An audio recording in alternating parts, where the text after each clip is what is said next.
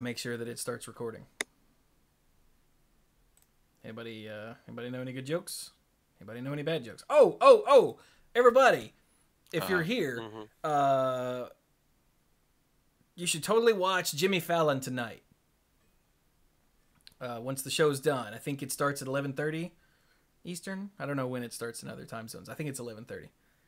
But one of the comedians on Jimmy Fallon tonight is Jordan Fisher, who is one of our local guys from around here. I think he's on BET now. I think. And he's going to make his late night debut on Jimmy Fallon tonight, which is awesome. And I'm giving you the thumbs up and looking at the camera like you can freaking see me. But yeah. He's a really funny dude and a hell of a good guy. Isn't that right, Mike? Yes, he's very funny. Also, he's a good guy. Yes. So, yeah. And if you happen to live in New York and you see him, then, I don't know, tell him I said hi. We are not sponsored by Jimmy. I don't even know what show Jimmy Fallon's on. Is it late night? I have no idea. Night? Did they give him tonight? I don't remember. No, they gave Stephen Colbert tonight. Wait a minute. What am I thinking of? No, Stephen Colbert had Letterman's old show. Yeah, that's right. That's right. I can't keep them straight, but since, all of them, I'm an old man and they're all too late for me. Okay, Jimmy Fallon is The Tonight Show. Okay. And... yeah, he got that from the guy with the nose. Well, the guy with the chin. Oh, that's right. And Stephen Colbert... You'll never look at his nose the same way now, will you? All right, Stephen Colbert is The Late Show. That was Letterman, right? Right. Yes. And then, so who's the other guy? Which other guy? The other guy that does late night. Jimmy Fallon. No, that was the first one. Jimmy Kimmel. Jimmy Kimmel. Jimmy Kimmel. Yeah, he's CBS, ABC. No, he's on ABC. Yes. What show? He's just It's on just Jimmy called Kimmel Live. Uh-huh. Oh, Yeah. Screw you, Jimmy Kimmel. Okay. Well, that's tonight's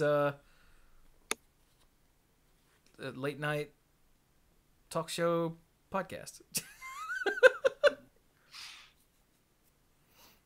Thank you all very much for listening, and Go watch Jimmy the Late Fallon. Yeah. All right, so let us begin for realsies and serious. Everybody good? Everybody's good.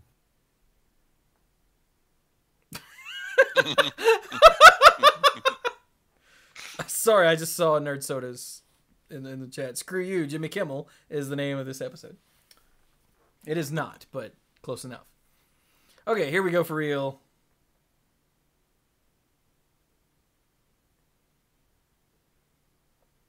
Ow, jam! Hello, everyone, and welcome to another... No, that's Monday Night Magic. Hang on. Ow, jam! Hello, everyone, and welcome to the Mana Pool. Look, I haven't recorded a podcast in like a week and a half, all right? Give me a break. It took me a full 5 minutes to get everything set up so we could record tonight. It's all that turkey. I didn't even eat much turkey. I ate half a ham myself, though. Yeah. So, yeah, we didn't record last week because it was Thanksgiving here in America, and we were scattered across families and whatnot. And then I didn't record Monday Night Magic this week either because nothing happened. So I just don't even know. Do I know? No. No. You know not. I am Chewy, the lead dork, and I don't know. Hi, dorks. Hello. Who are you? Oh, yeah, sorry. I'm Brian. Aha, you don't remember either. I'm... we are a little out of practice, and by we I mean me. And I'm therefore going to transcribe my inefficiencies to everyone on the show. That makes sense. I'm the lead rambler, tangent master of the group, and I talk about the cards because that's what I'm here to do. All right, I'm Mike. I'm the rules guy and the game lore guy, and I want to go ahead before I forget and give a shout out to longtime listener and friend of the show, Evan, who took my Dakon Blackblade Commander card to a special event up around where he lives, and got Richard Kane Ferguson to sign and doodle all up on it, and it's awesome. Oh, did you get it? Yes, it did come in the mail a couple days after I showed you guys the picture that he sent me. Yeah, I dropped the picture in the Discord server and was like, "Oh my god, look at how awesome this is!" Nice. And I'm Dirk, the self-proclaimed greatest man alive and moral compass of the group. And as usual, I have no good comeback or anything of that sort, other than I know not what the fox says. I don't either, actually. Because that's the question I hear is, what does the fox say? Careful. Mike does not care for that song. He doesn't feel it's a real song. If you start mixing it with Cake is a Lie memes, he will come to kill you.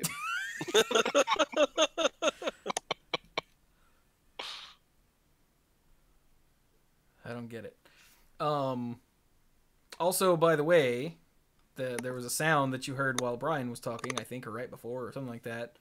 That was Stark Maximum resubbing for the 17th month in a row. Holy crap. And he said, "You unlocked a secret." Oh, it's just Stark Maximum. Go find something more interesting.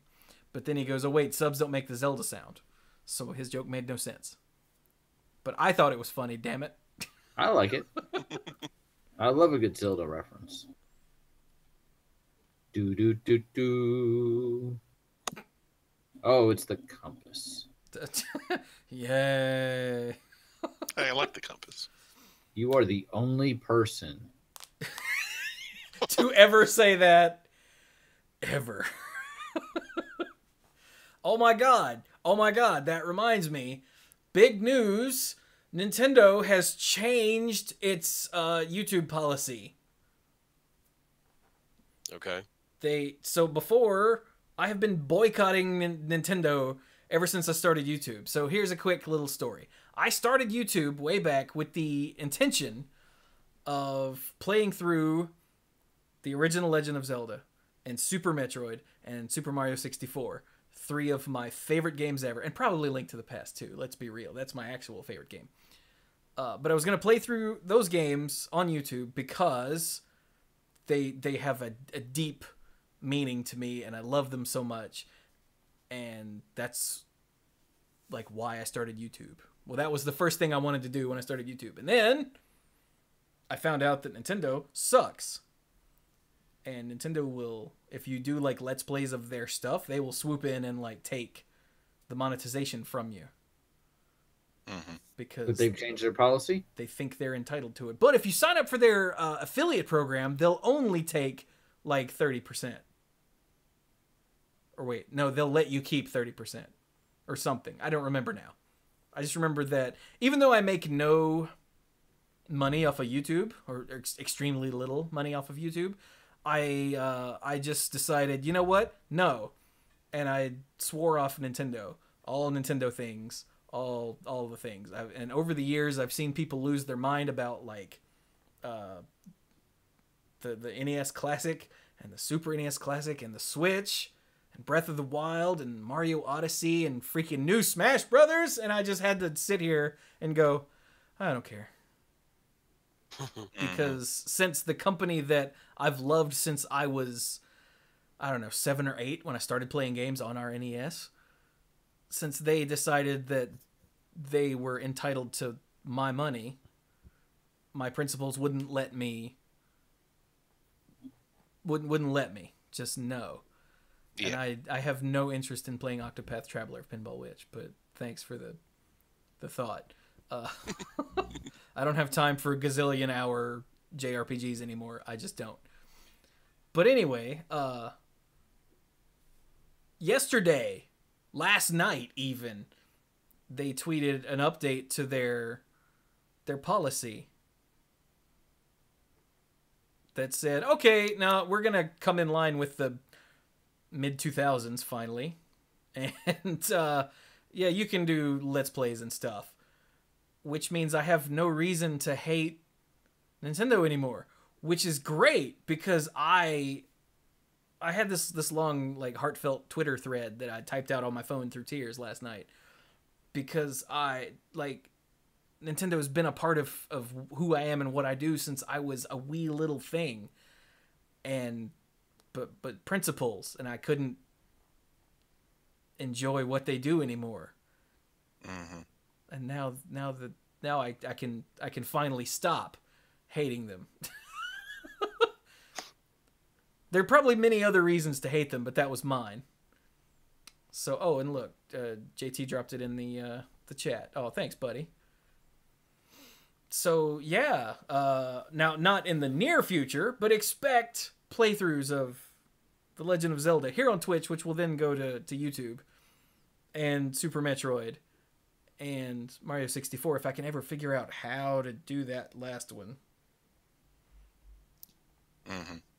But it's good to not hate Nintendo anymore. Does anybody know if NES Classic will hook into my monitor so I can capture? I don't know how that works. What was that? And Pinball Witch through 5 bits to get Zelda sounds. Nice. That was the other thing I was going to tell you guys before the show, but look, I had to do it on the show.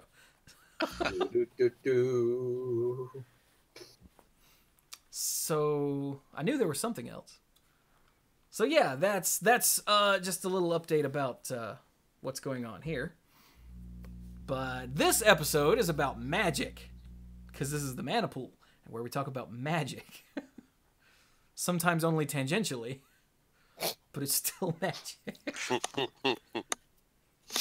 So we decided this week to bring back the flavor fight, which we don't have a name for. Well, now we do. We're just going to call it flavor fights. But, like, we've always called them random words from fighting game franchises. Super Combat Instinct Turbo. Yeah, Alpha. Ultra. Yeah. I called it a cage match at some point in one of our discussions and whatnot. Yeah. And then tried to give a nice little spiel as to what it was. I don't know if they figured out what I was talking about in the email, but Cage match. What's Dirk wanting to do? Is he supporting animal cruelty? Because I don't want to be a part of that. Well, it was, it it was depends. like it's the one where we pick a bunch of cards and then we have a fight and we figure out which ones we like the best. Oh, Or Dirk was something- like, something yeah, it's like like that a in the cage email. match, and we were like, what? So, we're doing one of those again at Pinball Witch through 10 more bits and said, I thought this was a podcast about bridge. I mean, maybe? Well, the Harlem Bridge. What about... I thought we were going to play Euchre. Is that a card game? That's a card game, right? that Yes, is a that's a card game. Okay, yeah, I know things. I'm more partial to Phase 10 myself. I like the Golden Gate Bridge. Oh my god. What's the name of the bridge in Charleston? It's really cool. You know the one I'm talking about. There's only the one cool I do. one. Yeah, I think I know what you're talking about. But anyway, so we're enough nonsense. We're gonna do another flavor fight, but I hit the Discord server, the Mana Pool channel earlier, and said, "Hey, give me like some sort of stipulation to put up, so I'm not just hitting random card and taking the first creatures I see." Cooper And- River Bridge. Is that what it's Yeah. called? Cool. Dirk on the ball. Yeah, he is. So let's see, whose idea was this? Yeah. Oh, it was Magnor Creel, who said, do something basic like all multicolored. And I went, sold. And then, oh wait, who was it? Oh Jam called it Solid Gold Flavor Fight, which is why that's the name of this episode, because that's awesome. So we're going to do a Solid Gold Flavor Fight. So for those that don't remember, because it's actually been a while since we did one of these, Yeah. Yeah, good while. we just before we would just, or I would just hit random card till I hit a minion and put that on the list. And A minion? Yeah, I've been playing Heroes of the Storm, so minion. Hearthstone. Yeah, creature, sorry. And once I did something like all rares or all uncommon or something like that, but I don't remember specifically what it was because it's been a long time. So I decided I should do a stipulation. And like I said, Magna Creel came up with all multicolored. So that's what I did. So we are now going to reveal these guys don't know either, No. which makes it even more fun. So, all right. Are we ready? Yes. Yes. The first card, and you guys watching will see this in a minute. The first card is, boom, Shaman of the Pack. For 1 a black and a green, he's a 3/2 elf shaman. When it enters the battlefield, target opponent loses life equal to the number of elves you control. Yeah. Yeah. All right. And the second, this is actually in reverse order, but whatever. The second one, our second opponent, is Voice of Resurgence. Oh, gosh. A 2/2 for a green and a white. That when an opponent casts a spell during your turn, or when Voice of Resurgence dies, you get the elemental whose power and toughness are equal to the number of creatures you control. I forgot you got one when it died, too. See, I forgot you got one when your opponent casts a spell, so. It was completely ridiculous. Stupid. Yeah. So, boom, here we go. Let the battle begin, I guess. All right. So, on one hand, we got an elf. On the other hand, we got an elemental. The Shaman of the Pack is riding something. So, is that also included in the fight, or do they have to dismount? I mean, I assume it would be. Okay. What is that she's riding? Is it an Ibex? I can't remember what those are called. But She's they're on native Lorwyn. to... Yeah, they're native to Lorwyn Shadowmoor, and they're basically these, like horse-sized gazelle, ibex, or ibex, however you say it, things that the elves ride around. There's a name for them, I just don't remember what it is. And obviously, this elf is residing on Lorwyn. Now, as we know, Lorwyn and Shadowmoor are, in effect, the same plane, but whether it's night or day, whether it's Lorwyn or Shadowmoor, actually affects their attitude and their disposition.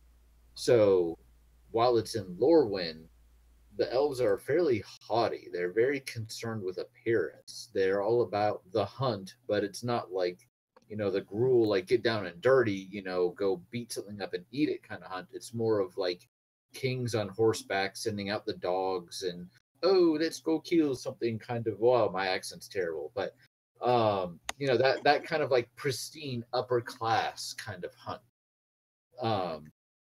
So she that's a she. That's upon closer inspection, that is a she.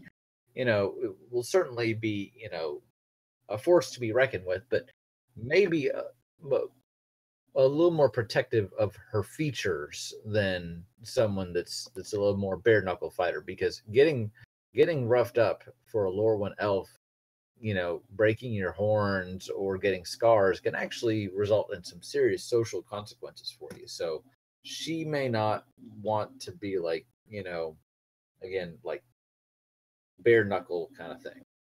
Mike, what were you going to say? You sound like you were going to say something. I was going to say it's interesting that we ended up with two opponents that get better the more buddies they have to back them up, with this just being a one-on-one thing. True. Yeah, I thought that was pretty funny. Yeah. Now, the other thing I about think the shaman likes to sing. Do what? Shaman likes to sing. Shaman of the Pack. Rum, rum. Oh god. Okay, so the other thing about the Shaman of the Pack is what she actually does. It says, to the elves, her spear is a compass. To the boggarts, a harbinger of doom. Because she shows up and points the way for where all the other elves go. Yeah. She's the scout, basically. And she's like, get him! So she's got a spear that she stabs people with. Yep. whereas it looks like the elemental is unarmed, but it's an elemental, so you could argue that its whole body could potentially be a weapon. Well, what's So- the elemental looks like? It's made out of tree and leaves, and Mhm. in the representation of a stag's head. Oh my It's god, hard- would they even fight? They both got antlers. It depends on how ugly the shaman of the pack thinks the voice of resurgence is. Yeah. Well, it's not an elf, so I'm sure she So thinks it's- it's hideous. Yeah, you're right. That means it's pretty ugly. Yeah. And once the voice of resurgence, if it's attacked, I can only imagine it will get hostile in response. I mean, that's generally the green way of things, is live and let live, but circle of life, if you come at me, I'm coming back at you, Well, also they're in like an arena. Like this is Yeah. a pitched They're- battle. Yeah. It's not like Um, she's just sneaking up on a voice of resurgence and poking him with her spear, and he goes, "Hey, man!" How do we want to interpret the voice of resurgence's ability, like especially the trigger for whenever an opponent casts a spell during your turn? What is happening? Is it making copies of itself? Is it summoning something else? Because technically whatever it's summoning, it's not copies of the voice of resurgence, but it's almost like copying whatever is in the voice of resurgence. Because Yeah, it's summoning other elementals up from nature. right. But it's also because when it dies, it also summons one of those up. It's almost like something about the essence that's already inside the elemental Mhm. is being called out of it. But then when it loses its corporeal form, it takes this other form. So I guess my question is, they're in the arena together. The shaman can't get other elves, but depending on whether or not the shaman is using spells, we may see other elementals show up for the voice of resurgence. Yeah. So wait, that's a question. Why wouldn't the shaman of the pack be able to get other elves? Because the way that the hunt works is that the shaman of the pack like throws a spear, and that signals where the hunt is, and all of the elves go get it. So wouldn't she chuck a spear, and all the elves would just come out of the woodwork and attack?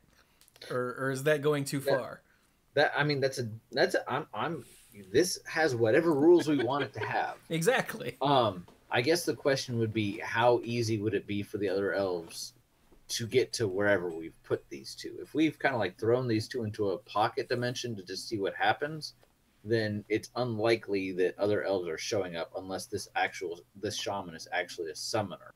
Yeah. And she's not a planeswalker, so that seems unlikely. Whereas again, if we interpret the voice of resurgence to be making sending off offshoots of whatever's inside of it, then it's just basically making copies of itself, or it doesn't have to call for anything. It's already making something appear that's already there in a certain way.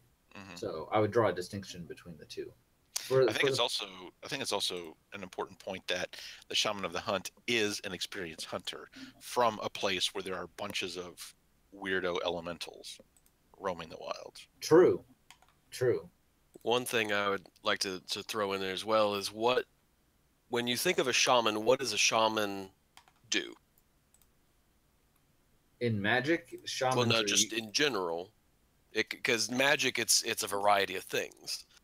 But when we think of shaman, what's the traditional role of a shaman?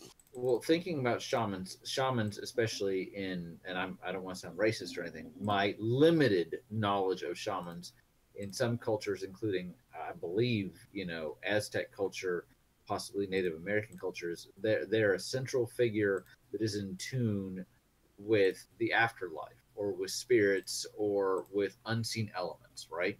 Is that fair to say? With nature. Yes. Well, an elemental is An aspect of nature. Yes. So wouldn't mind the blown. shaman technically be one who could control the element? Possibly.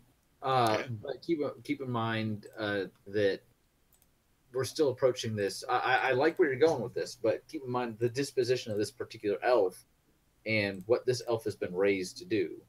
And It's specifically how to point the group in the direction of where it needs to go, opponent, how she adversaries, things of that sort. how she looks at nature is going to be different than an elf, say, on Dominaria. An elf on Dominaria, perhaps in Llanowar, might look at this elemental and go, "Oh, thing of beauty, and let me commune with you."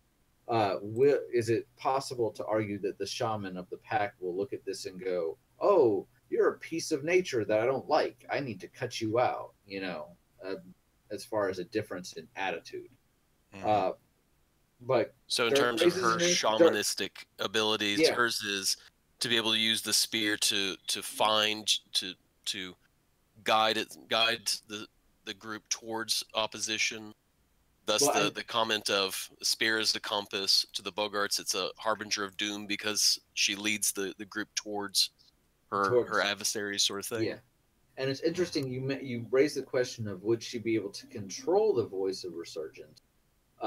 And I think there's a distinction here between a shaman communing with nature and controlling nature. And I would see a shaman more as thinking of like the Orochi on Kamigawa. That they didn't control the commies, but they perhaps had a different relationship with them than other races on Kamigawa, just as an example. So here, she might be able to communicate with it. She might even understand it and how it works and its nature, which would definitely give her an edge up. But I don't know if it would go so far as to actually controlling the elemental itself. Because I think if you try, I think a green shaman would not necessarily try to control an elemental, maybe commune with it, perhaps harness it, but I don't know that it would take a like almost a blue like controlling, dictating stance. So Well, remember, these are the green-black jerk elves from the Lorwyn side. mm-hmm. So you think they might be more inclined to try and exert their will over it? Yeah. Okay. I don't think it would work though, because Well, if she tried to use some sort of enchantment on it, just bind it to her will, it might react as spit out another elemental that attacks spit her. out another elemental. Because it's shown that the elves know enchantments pretty well. There's the one of the lead characters in the Lorwyn book. It turns out, spoiler alert for what, like a 10-year-old book, something like that, that one of the main hunters is actually deeply scarred and has broken antlers and all that, but he uses enchantments to make himself look all purty. So the elves clearly know spellcraft. yeah. So I think it's very reasonable to say that you sit these two down, you let them go at each other. It could very well be the natural instinct of this elf who's dealt with elementals in terms of like the cinders and the fire elementals of Lorwyn, but never seen something like this, to go, I don't understand this. Let me try and bind it to my will. Let me try and do anything. And the voice responds with magic detected, spitting out clone. And it may, I don't know that the elf would do too much of that. It's a hunter. The elf is a hunter. She'd probably fairly quickly figure out what's going on. I don't think we get up to like 5 or 6 clones, but she's going to go, when I try and do this, it makes more. So let me not do this anymore. But so what do we think? Thank you, Cricket. So what do we think? What do we think? On the one hand, we have an experienced hunter who maybe has not seen this elemental before, but has seen other elementals and is a shaman and is able to commune with nature, is able to understand nature. On the other hand, we have an elemental a fairly strong elemental that is capable of summoning other elementals in response to magic, and even when it dies, revealing itself in a new form. This one, to me, straight off the bat, I think this is a fairly interesting, fairly close match that, depending on what you imagined happening, could go either way. And on another note, if we take it out of an arena and drop it in the woods somewhere where the elves are hunting and the shaman comes up on it and goes, there it is, and all the elves descend, I think the more magic with glamours and whatnot that the elves have going on, the more voice of resurgence elementals that pop out. Yeah. Mhm. So Definitely it's still true. fairly even and really interesting no matter which way we go with it. Yeah. I think it's incredibly close. So So yeah, I don't know. What do you guys think? Let's see. I'm throwing in my vote for the shaman of the hunt, shaman of the pack. Mine is with the shaman. Fair enough. I just feel like the elemental feels like it's locked into one role. Like I don't know if I can explain this, but um, when you talk about elements and natural forces, things like that, they sort of have a one gear. That they have one function, one way of coming at something. Mhm. Whereas when you talk about things like elves, when you talk about goblins, or a lot of what we would say is sentient creatures, they tend to be able to hit a wall and say, well, okay, how can I get around this wall? Can I go through the wall, over the wall, around the wall, under the wall? They tend to come at that. And so from my perspective, a shaman, whether the spear is something that helps guide them to a target, or whether there's elves or whatnot, to aid in it, the elf is gonna probably be better able to adapt to whatever the voice of resurgence throws out.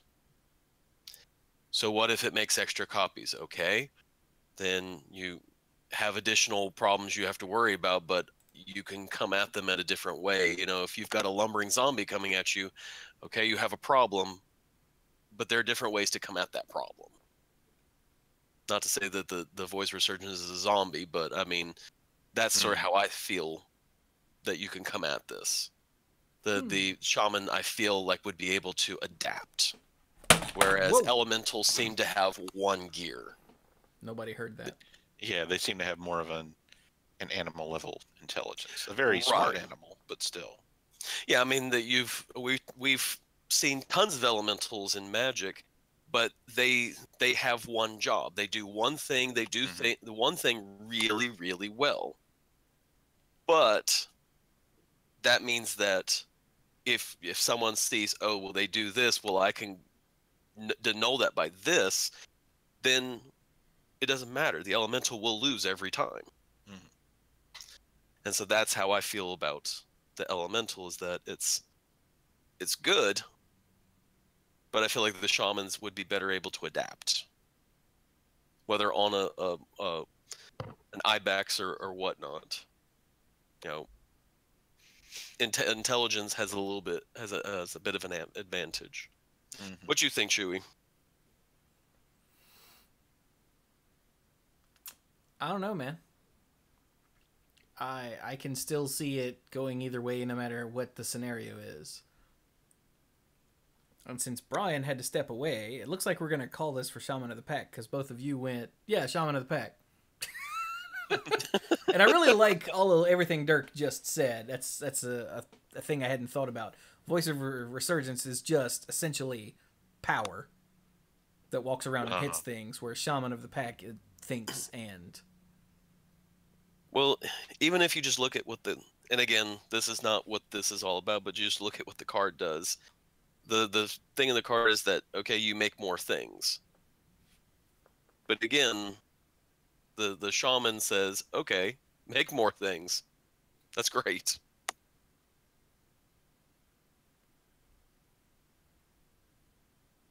So I'll just turn and stab it too. Ha ha ha. Yeah, I'll just stab that too. Okay. All right. Well, there you go then. The Shaman of the Pack moves up the board. Yes, it does. Moves to round 2. All right. So give me 1 second while I... Okay, hang on. This is going to take some doing, so bear with me a second. Okay. Oh, hey, Brian. Yes. We decided the Shaman of the Pack won. Okay, I could definitely see that happening. So I apologize. Carrie needed help. So have we seen the next matchup? No, I'm trying to getting figure it out together how right to now. Get Yep, that just about to. on the screen. All right, I can close the voice of resurgence, right? Yep. Maybe not until I do this. Okay, so the first. Boom. Okay. Bear with me, everyone. I have to do this live, and it's sort of wonky. Okay, so this one, I will change to properties. Boom. Rubinia Soul Singer. Ooh. Mm. All right. For 2, a green, a white, and a blue, she is a legendary fairy. A 2/3 that you tap to gain control of target creature for as long as you control Rubinia, and Rubinia remains tapped. And then you may choose not to untap her during your untap step. All right. She does not have flying. No. Her flavor text says, take up the quill and feel your future flow into the runes. She's like Ursula a little bit. Oh, she had no original flavor text. Never mind. Yeah, and Pinball Witch pointed out something in the chat that I didn't realize until I saw someone point it out. Maybe Pinball Witch pointed it out in another chat on some other episode. But it looks like whoever did the new art misunderstood the name as Rubinia's Soul Signer. Ah, because she's holding up the... Yeah, that's pretty funny. Mm-hmm. All right, and Rubinia's opponent... Wait, is this right? Yeah, this is right. Okay. Is... Haha! Taigam Ojutai Master. Huh. Where is Taigam? Hang on, I have too many windows. Here we go. For 2, a blue, and a white. It's a legendary human monk. It says instant sorcery and dragon spells you control can't be countered. Where's this from? Commander 2017. Okay. Mm-hmm. And whenever you cast an instant or sorcery spell from your hand, if Taigam attacked this turn, that spell gains rebound. I don't know how we figured that out, but there you go. Okay. Well, so we actually know a little bit more about Taigam. I don't if Mike has ever read any novel or any short story with Rubinia in it, I'd love to hear it. But Taigam, we've actually seen in the stories from Tarkir. This was one of the first blocks where they did the stories on the Magic website. So you don't have the novelizations, but if you read all the stories, you see him. And he's a bit headstrong for an Ojutai master. He's not as selfless as some of the other disciples. He's kind of intent on climbing the rings.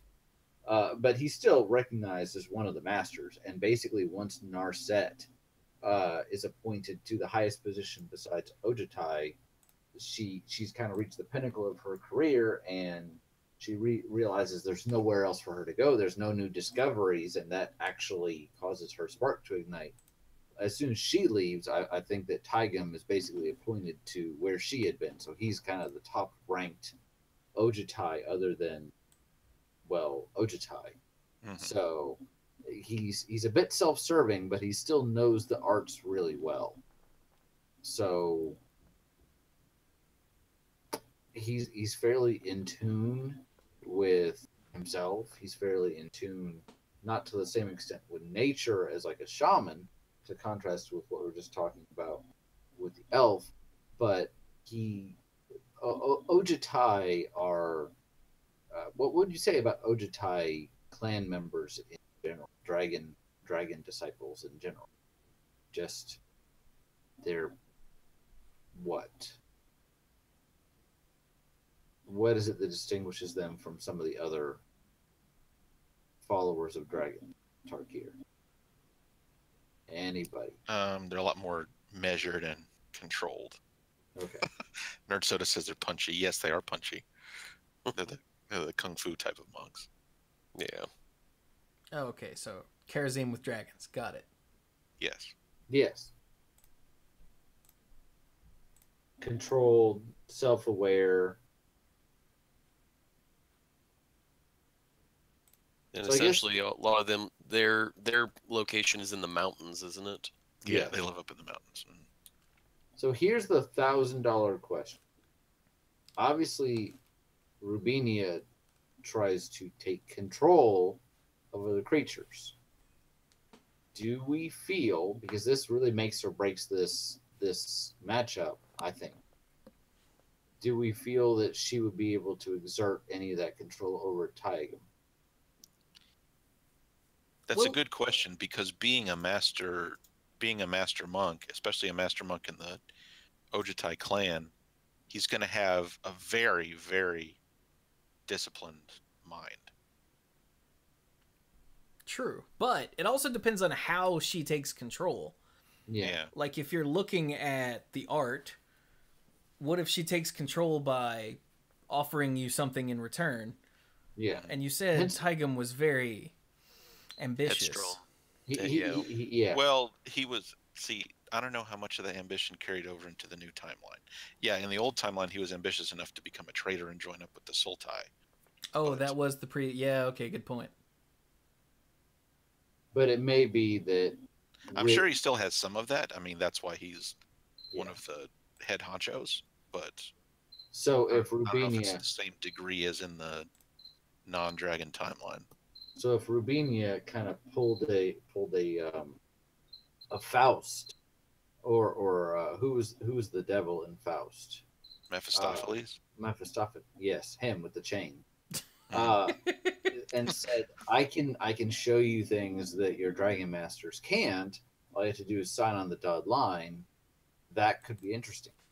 On the other hand, if what this flavor text and what the art seems to imply is that it's somewhat voluntary. She may get you to want to sign. She may even be able to enchant you to a certain extent, and maybe you think it's in your best interest to sign, but ultimately you've got to actually put your name on the dotted X. That makes a huge difference. And if he's self-aware enough to realize that this is maybe not going to work out well for me, I don't think there's any indication. He's been raised his entire life to use his entire body as a weapon. If she can't control him, I don't think there's any reason to think that he wouldn't simply overtake her. Right? I mean, really? I gotta wonder. He's been raised in the timeline where they are taught that the dragons are everything. The humans are basically there to worship at the feet of dragons. And Ojutai is a little nicer to her subjects than, say, Atarka, who will just eat you if she's hungry. And he will actually train the human. But as a result, the humans that have grown up under him almost certainly have a great deal of respect for him. It certainly seemed that way with his portrayal and with Narset's portrayal, how she looks up to him. And she almost felt dismay at herself for learning what she felt she had to learn. If someone tried to come up to him and say, I can teach you things that the dragons can't, or even just say, you should be serving me instead of the dragons, I don't know that would go over very well with him. He might be like, what now? Excuse me? I serve a higher authority, and that higher authority has a name. It starts with an O. And it rhymes with Nojutai. So, Also, that sound that the listeners just heard, speaking of dragons, was Cap raiding. So, hello, welcome raiders. Thank you for the raid, Cap. Cool. I personally, I feel like this one goes to Taigam. I think that once again, this is kind of an interesting matchup where against someone else with a weaker constitution, or even by a little bit, I think that Rubinia would probably be able to control them fairly easily. It takes something kind of unique, like the training and experience and upbringing that Taigam has had literally his whole life, to be able to withstand that and have the mental fortitude, as well as, whether we're talking about the mental being aware of oneself and one's body, or being mentally disciplined, or even being as devoted as he is to what he believes and who he serves, no matter which of those angles we attack this from, he almost certainly has enough of an edge to go, thank you, but no thank you. And again, I don't know that there's any question as far as physicality. We really don't see anything in her and the way she's depicted. Looks like she's more of a get them to fight for you kind of person, as far as I can tell. But that's my thought. Yeah, I think you're right. When Rubinia's major line of attack just isn't going to work on someone like Taigam. That gives Taigam a huge advantage. Okay. Also, the Kung Fu Punchy Punch. Well, yeah, the Kung Fu Punchy Punch is the reason why this suddenly becomes a moot point when she goes, hey, you should be on my side. And he's like, no. And she goes, ah. Yeah. What do you think, Dirk? I agree. I think that Taigen wins. Just, again, Taigen has much more that he can do. Rabina can only say, hey, got a contract for you. You have 5 minutes to talk about the higher authority that you serve. And since people are asking, yes, you are hearing crickets in the background. That is Dirk's snack. Mm-hmm. So, no judging. So, okay. Taigam takes this home then, right? Yes. Yes. Either he's smart enough to not fall for her tricks, or he's well attuned and conditioned enough to not fall under her sway if she uses some other sort of persuasion. Right. Basically, regardless of which way we want to assume that she gets control. So, okay, wait, we have to try it. What if she's like a super sensual kind of siren control-y thing, and she like shows a leg and pops out a boob? What does he do then? He would probably say that he's beyond such, concerns of the material and the knowledge and He would probably stutter just like that while that was going on. And Nerd Soda Nerd Soda says he punches her in the boob, obviously. I was wondering what everybody was laughing at. That caught me way off guard. All right, then. I just wanted to throw out all the options so we don't have to hear it later. I'm just saying. Like, oh, you didn't think about whatever. Oh, wait. Like the comments for every death battle episode ever. Oh. Wait, Dementor says, I still think Taigam isn't immune based on what happens in the stories. Yeah, there's been some comments in here and multiple people pointed out that there's nothing lore-wise that explicitly gives Taigam resistance to mind control. We're just kind of assuming that his training gives him enough discipline. Yeah. Yeah, I mean, he is still a monk. That advantage. A major factor for all of these flavor fights that we've ever done is us reading into the abilities. So, yeah, because the situations we put them in are not almost ever going to be expressly covered by either the flavor text on the cards, the depiction of the cards, or even some of the actions of the character in stories. If they are, then we apply them wherever we can, but we're still going to have to do some reading into it. So even if we don't have anything that expressly says he's not immune to it, we're saying that there's enough factors combined that he would have enough resistance, almost certainly, to overcome it. Do we know for sure? No, but, this is just something we're doing just as a what-if exercise. Like Death Battle. Yeah. Dude, the next one's going to be Thanos versus Darkseid. It's no matter it's Dark which side. Side. Dark Side. Sorry. Well, then why does it have an E in it next to the I? What? Because that's how they spelled it. Okay. Dark So seed it wouldn't would be blatantly SEED. obvious. Yeah. They spelled it that way so it wouldn't be blatantly obvious that that's what they were going for. Yeah. Good job, guys. Okay.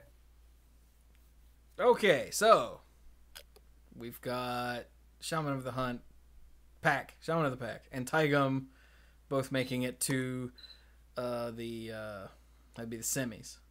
Yes. Okay, so next up, oh god, I broke it. Hang on. Let's see if this works. Boom, did this work? Yeah, it did. We've got the Apocalypse Hydra. Oh, cool. For X and a red and a green, it's a 0/0 Hydra. It enters the battlefield with X +1/+1 counters on it. If X is 5 or more, it enters the battlefield with an additional X +1/+1 counters on it. And you can pay 1 in a red and remove a counter to deal 1 damage to something. So in other words, it's a big ass Hydra. Mm-hmm. The art has it almost getting ready to eat an angel and an army. Yeah, pretty much, yeah. Yeah. Or it's taking an army to try and even slow it down. What is this flavor? You pay a 1 in a red and remove a +1/+1 counter from it. Deals 1 damage to any target. Is it biting off one of its own heads and throwing it at somebody? I was thinking about that. Like mechanically, that's what's happening. But... The +1/+1 counters on Hydras almost always represent the heads. But it's interesting that this one doesn't get bigger. Some Hydras, just come in with X counters. A lot of them have an ability where they get more. This one stays where it is and gets smaller. Pinball points through 10 bits and says, "Rocket Head Punch!" All right, the second fighter.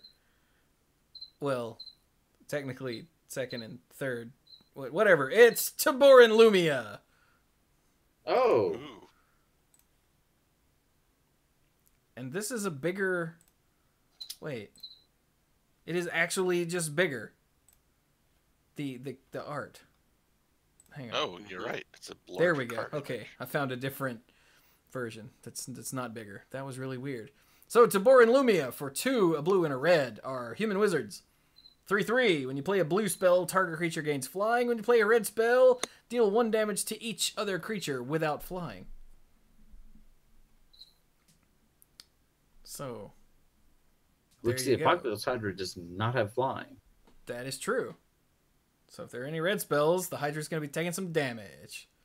Yeah, and you could argue that they might try to burst down the heads, but it's still 1 creature. So Tabor and Lumia were mages from the Izzet Guild. So right off the bat, we know one thing about them. They're crazy. Have you ever met a sane Izzet mage? No, you haven't. And if you thought they were sane, not one that lasted very long. Yeah. They're tricksy, right? So they can fly, they shoot fireballs and things. They're kind of they're resourceful. So here we've literally got a matchup between brains and brawn, because we don't know how many counters are on the Hydra, but the whole thing, just looking at the art, the whole thing evokes massive. This is something that's huge. How many heads do we see in the art? We see 6, right? 7. I was just counting that. Yeah. Where's unless the thing that's going into the behind the bottom knight left corner is part of the body. I'm just assuming that's another head. But okay, see, I missed that one. I saw. Okay, well, I was counting mouths, and then I was adding the one on top because we could see the neck. But all right, so we need something, because we can't say, oh, it's got 1, or oh, it's got 50. So do we want to say it's got 6 or 7? What if we say it's got 6 and it just used that other head to smush somebody? I don't know. Yeah, that's the headed through. Okay, yeah. It was a rocket. It was a head rocket. Rocket head punch. So we've got a giant worm. The scale of this thing, you look at the picture, we talk about scale birds, that's a scale angel and a scale army underneath it. And then Tabor and Lumia is two punk kids. I'm not trying to say they're going to lose. I'm just saying, again, big, massive beast versus two arguably fairly intelligent mages.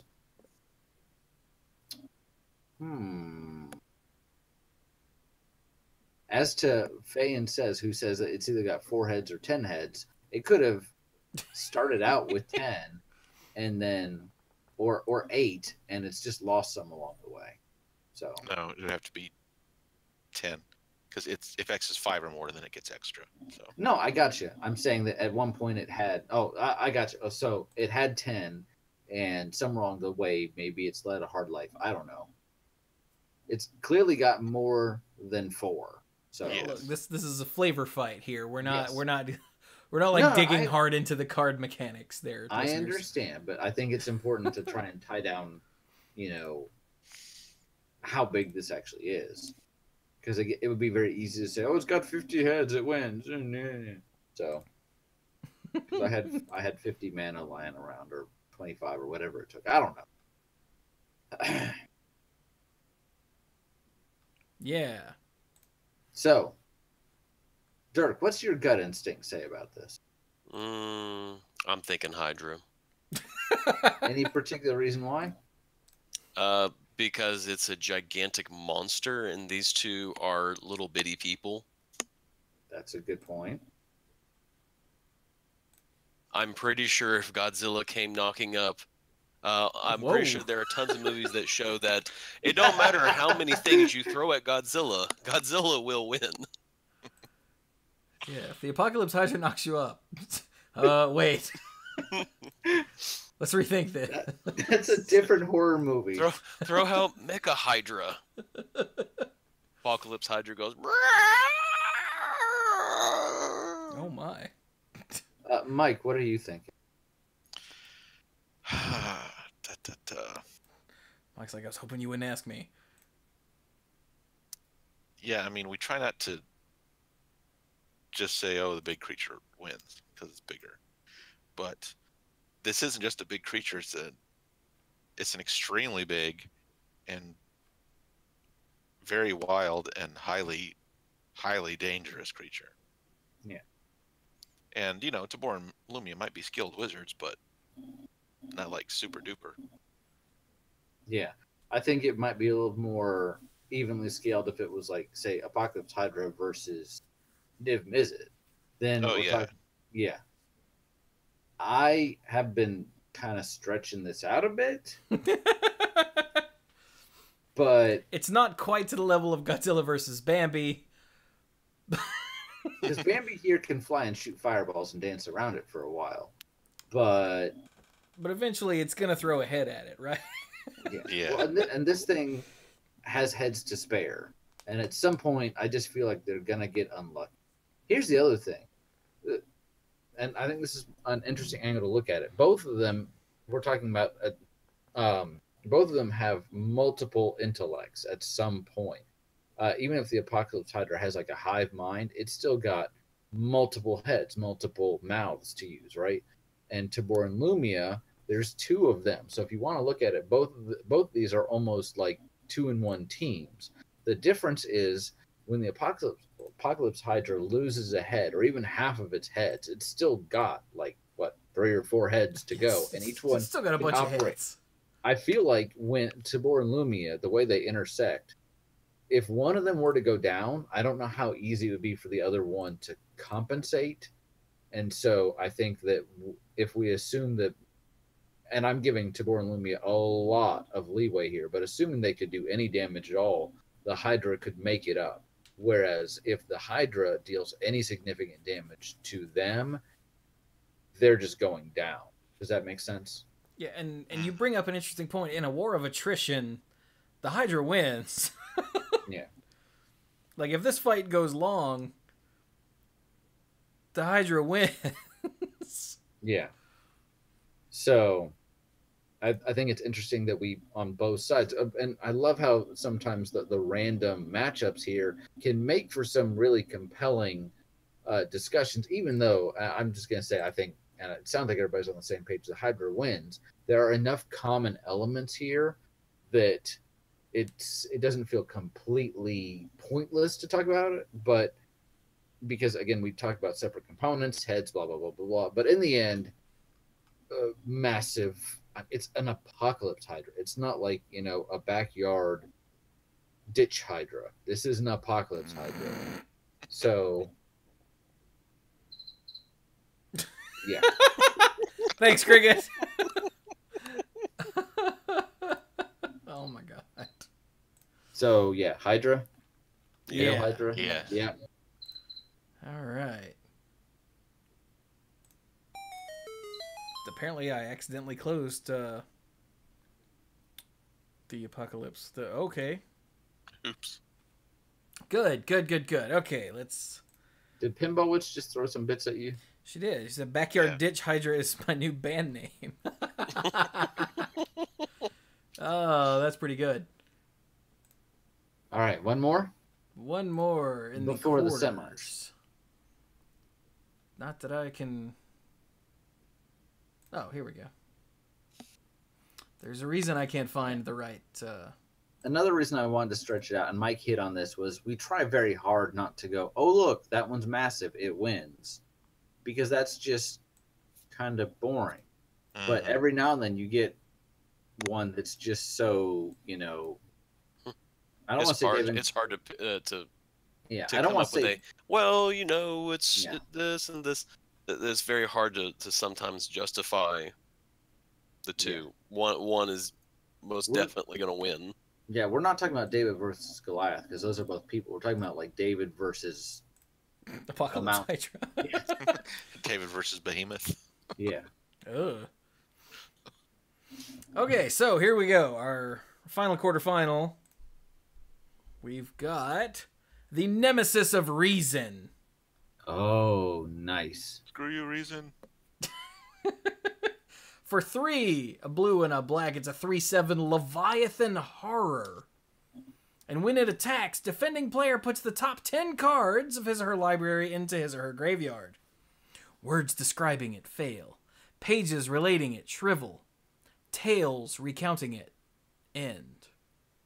It has a very almost affected by Emrakul look to it. Mm-hmm. Mm-hmm. Oh, maybe that's where Emrakul got the idea. Like, oh, dude, tentacles, that's messed up.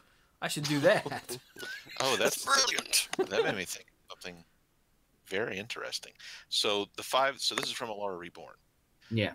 So the 5 shards of Alara were originally separated, with Maelstrom in the middle. Yeah. Maybe when they were shoved back together, the Nemesis of Reason crept through from the Blind Eternities, which is where the Eldrazi are native to. Oh. So maybe it is related to them somehow. Oh, Mike with this conspiracy theories. Not actually conspiracy, but yeah. I mean, close enough.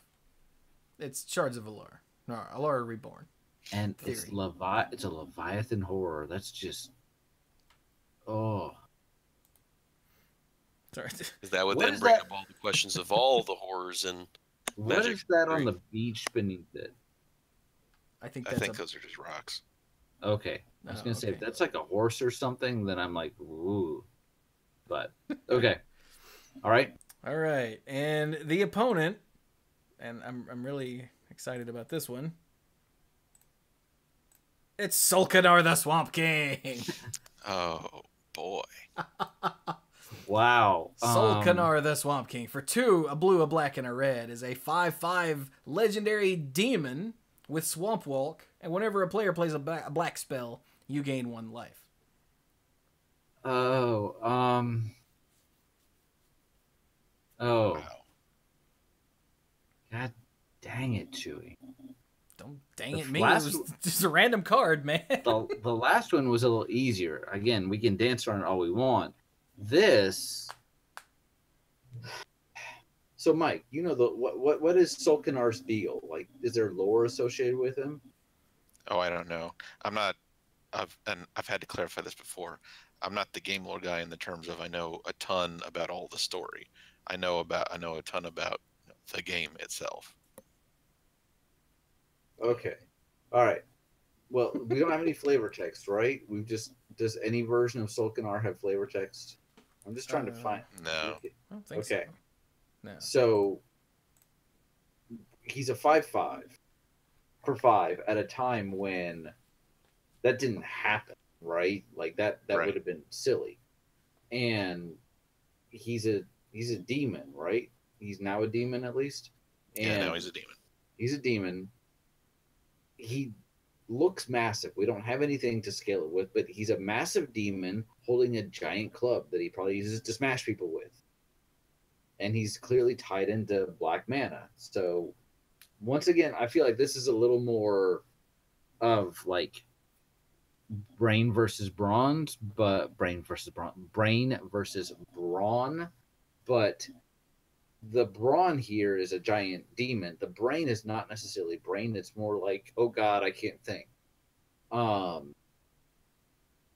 People, the whole thing with the nemesis of reason, it even says in the flavor text, is you just kind of look at it and you go, what happened to my, everything? Your mind just kind of falls apart, right? Mm-hmm. But Solkanar looks fairly single-minded. I don't know anything about him, but he strikes me very much as a, oh look, I don't like it, let me club it to death kind of thing. So I'm not saying he's dumb. I'm just saying I don't really have enough information about him to know whether or not he is intellectual. And if he's really only concerned with just destroying whatever's in front of him, does he have as much of a mind to unravel, basically? If you see where I'm going with that? I think.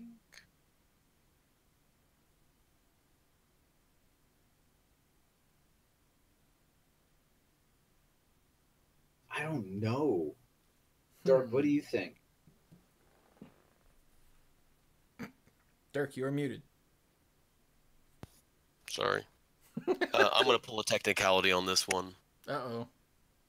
Selkanar has Swamp Walk, which means he's essentially immune to black stuff. Well, he can attack black things.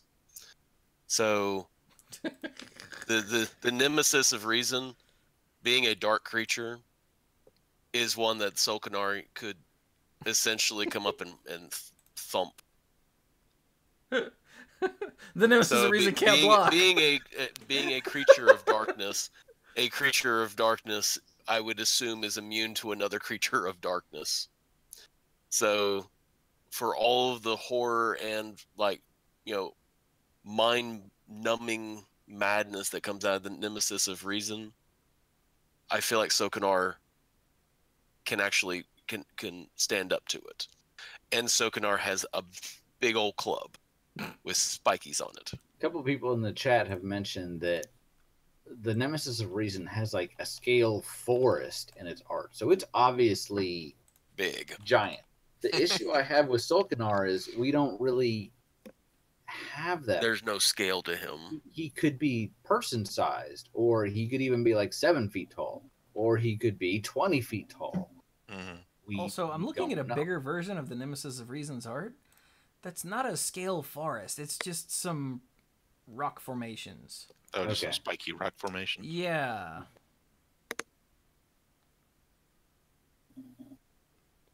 So hang on, let me... Okay, it just looks like a jagged cliff. Open like image in new tab. Here you go, chat. Here you go, dorks. Just to make it that just looks easier. like a very sharp rock, like volcanic rock formation.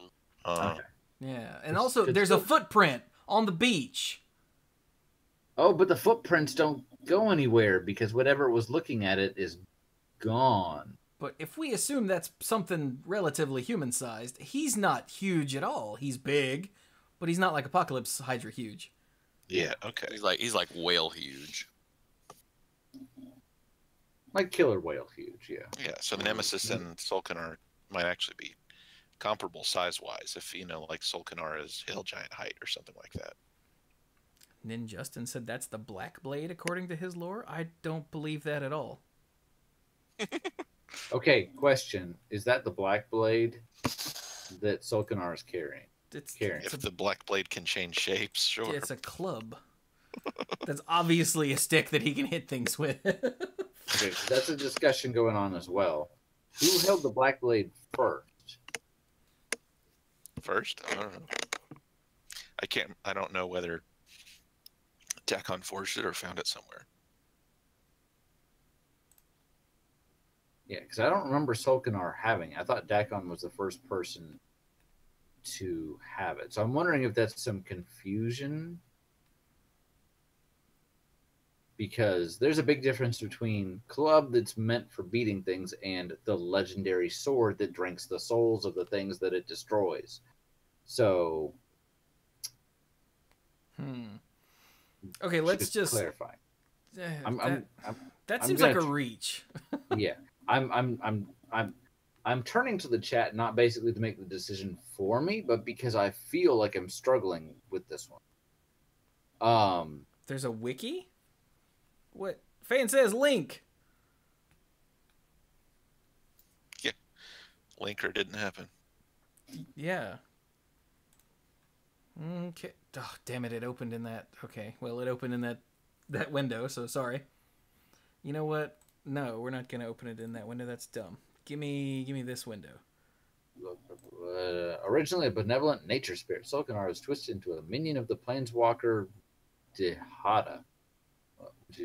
Blah blah, wage war on countries.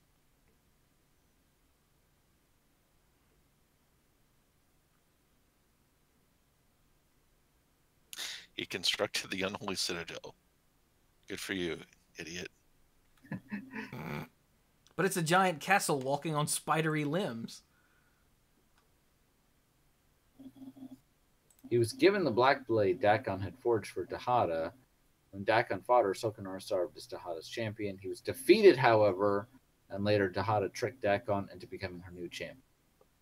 So it doesn't sound like he had the Black Blade for very long. I mean, he's not holding the Black Blade in his hand. Yeah, that's that's clearly a stick. It just isn't the Black Blade. Yeah. Okay. All right. So let's see here.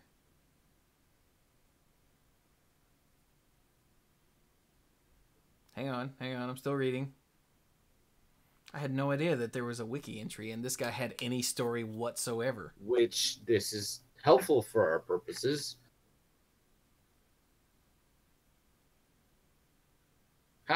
He did the classic thing where he showed up to tribes and spread the belief that he was a god. That's a classic. It is, yeah. You say yes. So it also says that he destroyed a kingdom after they summoned Skarzum's dragon and it turned against him. He got so mad that he destroyed the kingdom of Khone.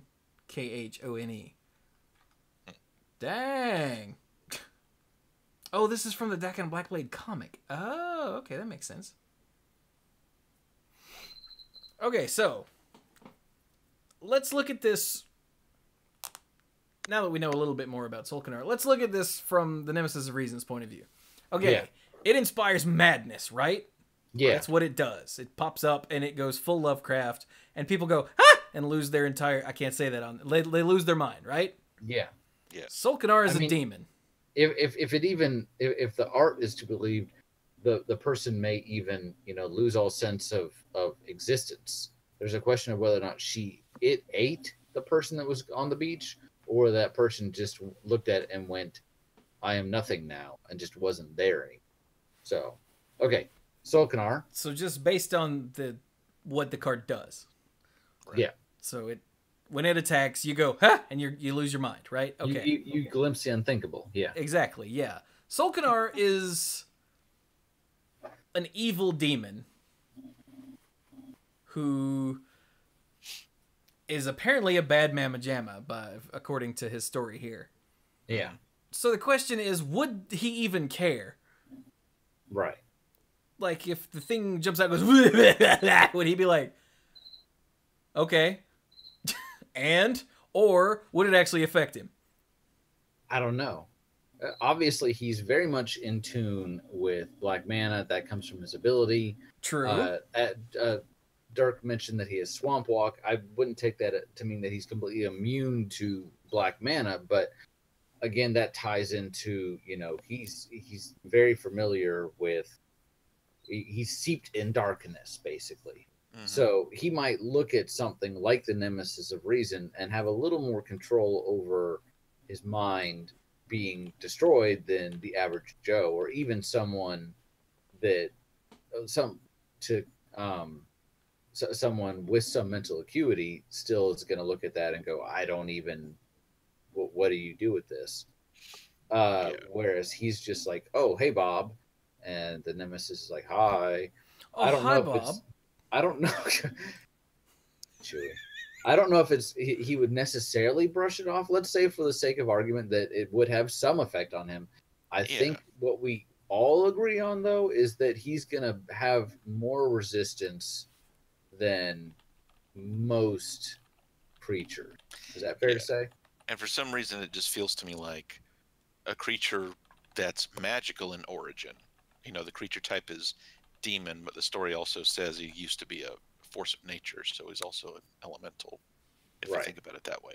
It seems to me that a creature that's magical in origin will also have more resistant to psionic assault than a creature that was physical in origin. Yeah. Which is what I was leaning towards when I asked that question, because I really do think the Nemesis of Reason would jump out and go, and Solkanar would be like scratching his chest to be like, that's pretty funny, man. Yeah. Bonk. And bonk. And the Leviathan, not to go, I do not like to decide these things by just power toughness analysis. But I think it is worth noting that for a Leviathan, the Nemesis is not on the huge side of the scale. It's more, it's big, but it's more about, you know, your mind unraveling than anything else. Yeah, it does have a very tiny power for a Leviathan. Yeah. So that you know, that's a factor here, because we don't know how big Solkanar is, but he's clearly got a lot of power behind him. And I don't think it's unreasonable that he could go to toe with it. I don't think this isn't something like where this thing is towering over him and he's just an ant to it and there's no chance. So I think, much like with the Taigam versus Rabinia, the biggest question in my mind is, does he have the mental resistance, whether innate or trained or anything, to actually land his attacks? Because if he lands his attacks, does he win? And I would say yes to both those questions. Yes, he probably, even if it affects him to a certain extent, is his basic instinct still going to be like, well, I still want to smash? Yeah. I mean, nothing. And then the second thing is, you know, would he be able to inflict major damage on it? And I would say, based on what we've learned from the wiki, based on what's happening with the cards, I think probably. As far as the mental thing, I think you could make two separate arguments that both come out in his favor. One is just that he's seen this kind of thing before. He's in tune with black magic, and it doesn't affect him really at all. The second is, and I was alluding to this earlier, okay, so the Nemesis of Reason is kind of like reducing you to your basic primal instinct to a certain extent. It's wiping your hard drive, right? So what's the basic behavior at your very core? And looks like Solkanar is, when in doubt, smashy smash. Yeah, destroy large pieces of the scenery. Yeah. So. And this goes back to what... Oh, go ahead. I said there have been a couple of valid counter comments in the chat. You know, it's not just a necessary thing that a demon or some other magical creature is immune to mind control or mind warping. We've seen examples on Innistrad. Pretty much all of the angels, except for Sigarda, fell under Emrakul's influence and went nuts. Yes. we're dealing specifically with this creature and this creature's background. Much like Taigum, you know, not all monks are necessarily immune to mind control, but it's more about what is going on with this individual and how is this other thing affecting its victims. So, And I'm going to vote for Sulkanar, but I want to this- say This also goes back, before we start casting votes, to Dirk's argument of the shaman of the pack versus the voice of resurgence. Is that Sulkanar is a living, breathing, thinking, sentient being that is clever and powerful, whereas the nemesis of reason is a thing that jumps out of the water and goes, "Wah!" Like it's a creature. It's not a sentient being. It's a beast. Mm-hmm. the art definitely makes it look like the nemesis literally just popped out of the water. For those, because Chewy's mentioned a couple times the popping out of the water thing. If you think that it maybe has a little more planning and deceitfulness and cunning than just boo, I gotcha, it's clearly doing just that in this picture. It's clearly popping out. You can see the water falling from it, and whatever it was attacking isn't there anymore. So again, I feel like Sorry. yes. I just saw what Stark said in the chat. I like that, as far as the chat goes, he said, I like that our two primary arguments are Nemesis of Reason warps reality and eats your sanity, and bonk. I think that I'm going to cast the vote for Sulkanar personally, because everything we're saying kind of comes back to that. But I got to say, much like with some of the others we've done, basically all of them except for the third match, it is not difficult at all for me to think about a scenario where it could go the other way. Mm-hmm. But for the purposes of, I don't think we've ever had a tie. If we have, it's extremely rare. I think this is one of these things where if you run 100 scenarios, Sulkanar is going to win in 52 of them, is kind of how I look at it. Mm-hmm. But to anyone that says, oh man, I just don't get it, and Nemesis of Reason clearly wins, I just got to say, I actually really respect that opinion. I really do. I think there's a lot going on here to unpack. This is where I'm coming down.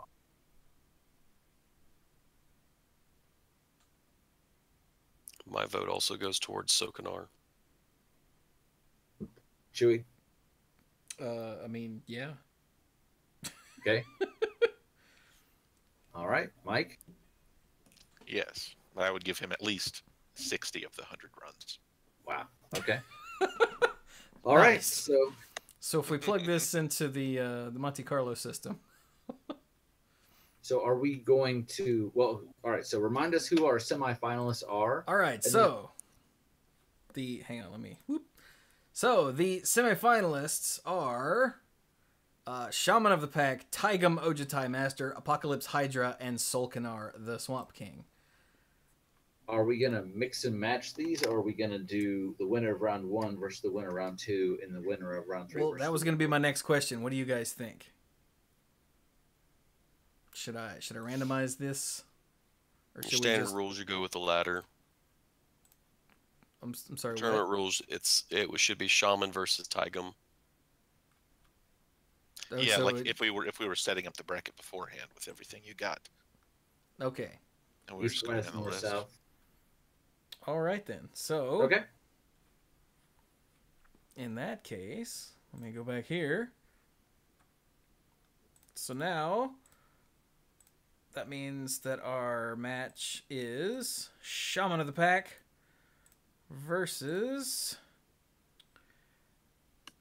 where'd he go? There he is. Taigum Ojutai Master. All right. This feels hard. It's it's just hard. Because we did it to ourselves, so. yeah, well, I mean, these are gonna. This is a really tough matchup. These four, this is Yeah. tough. Yeah. And I actually kind of like that we broke this down this way, because I think we've got more like-sized opponents against each other in the matches. We'll talk about that more later. But so on the one hand, we've got an elf trained to fight, trained to hunt, trained to kill. On the other hand, we have a monk, disciplined, trained by dragons, in tune with his body and mind and all that, They new will age punch crap. the snot out of you. Mhm. I mean, and Taigam is also an accomplished magic user. We weren't able to apply any of his abilities to the fight we were talking about earlier, but they show that he does use magic. Yes. Oh, and he uses it in a unique way. Yeah. So I he's mean, very efficient with his... Because when he casts a spell, essentially he gets 2 uses out of it. Right. Mm-hmm. I'm hitting you. It's almost the Dragon Ball Z. You can see the first punch I throw, and you don't even see the second one before it hits you. Yeah, and they can't be So- countered. He's so good at it. Yeah. Except it will take 3 episodes for him to throw that third punch. Because there'll be so much dialogue. He's got to charge up. Yeah, we But have to go back and see what's happening in parallel on the other plane. While he's... Half of it is discussion about what happened just a second ago. and you realized we've been on Lorwyn for 3 years. 3 years in episodes, but only like 5 hours have passed for them. Yeah. Yeah. Okay. Okay, Give enough me Dragon your Ball Z energy. references. Yeah. Okay. Okay. All right. But Yeah, this one is harder. I This feel one like is the first easy one for me. I Oh, feel really? like Taigam is more trained to do this on his own. Whereas the shaman by nature is a leader, is a scout, and would be more reliant on others. While I definitely could see her versus the elemental fight going her way, she doesn't. She's at least had some experience fighting elementals. Fun fact: how many humans exist on Lorwyn? 0. None. So she, What is this wouldn't- ugly bastard in front of me? Well, Right. I feel like that So sorry. Go ahead, Dirk. Go ahead. the elves and everything like that. You're talking about Lorwyn, where I feel like it feels more magical because you got fairies, you got bogarts, you got essentially more of like a fantasy setting, and Taigam. Do what? I said, sweetheart. Sorry, you said Bogarts and I went to Humphrey. Yeah. I feel like Taigam is gonna be individually between the two. Taigam is better able to. It's like he has a much bigger arsenal than the shaman does. So, Mike, you mentioned that you felt like this was the first easy one. Yeah. Why is that? Because this is the first match we've had where one side is someone or something amazing, and the other side, in comparison, is just some rando. Yeah. And you Oh, feel wait, like are Taigam you is amazing. prejudiced because the Shaman of the Pack isn't legendary? That's part of the consideration here. Oh, you heard it here first. His name has gone down in the Nemesis history. of and- Reason and the Apocalypse Hydra aren't legendary either, but they are also awesome and amazing. But compared to them, Shaman of the Pack is just it's on the rando level of Yeah. the general population. Yeah.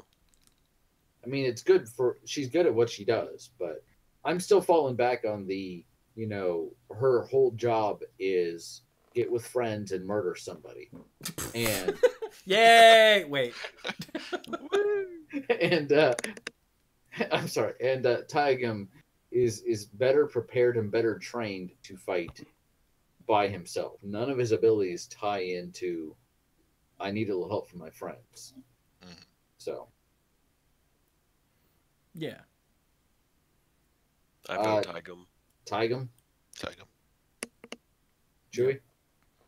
Yeah, All right. yeah. Even if the Shaman of the Pack had like a small band of elves with her, Mm-hmm. I think Taigam, based on his magical abilities, would still probably be able to make it close. Yeah, like Yeah. in the other stuff that we see Ojutai aligned monks and Jeskai aligned monks do in the cards. yeah, that he'd be able to fight off a crowd of elves. Yeah. Maybe not like a large pack, but Not super big. yeah. Decent size. He would not be like, oh no, there's 3 of these. I guess I do. Whatever will I do?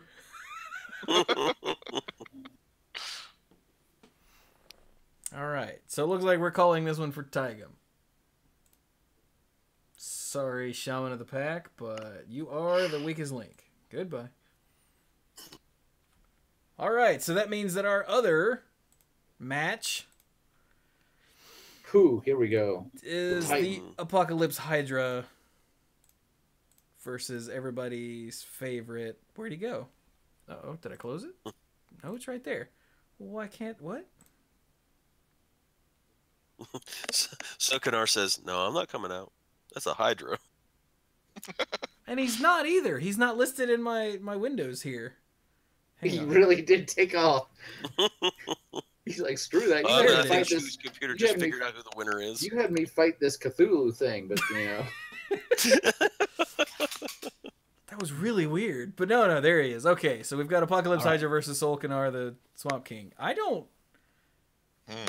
All right, so we weren't sure how big the Nemesis was. There's some discussion about that. We are sure how big the Hydra We is. are sure how big the Hydra is. Yes. But Solkanar can take a beating. I mean, he destroyed a kingdom, right? He was just like, yeah, you know, a country, millions of people, whatever. At least, So in the Hydra, it says high thousand. Apocalypse in its name. yeah. But even if he takes out like a head or two, are the others not just gonna like tear him to pieces? And even if he's got a built-in magical resistance to being, I don't know, torn up, he how long can he hold out? One of the advantages he had against the Nemesis of Reason was we gave him some leeway. He's in tune with black mana. You know, he's a demon, a corrupted spirit, and this was another black creature. So a lot of its boogada is not as effective against him. The Hydra is not made up of the same stuff.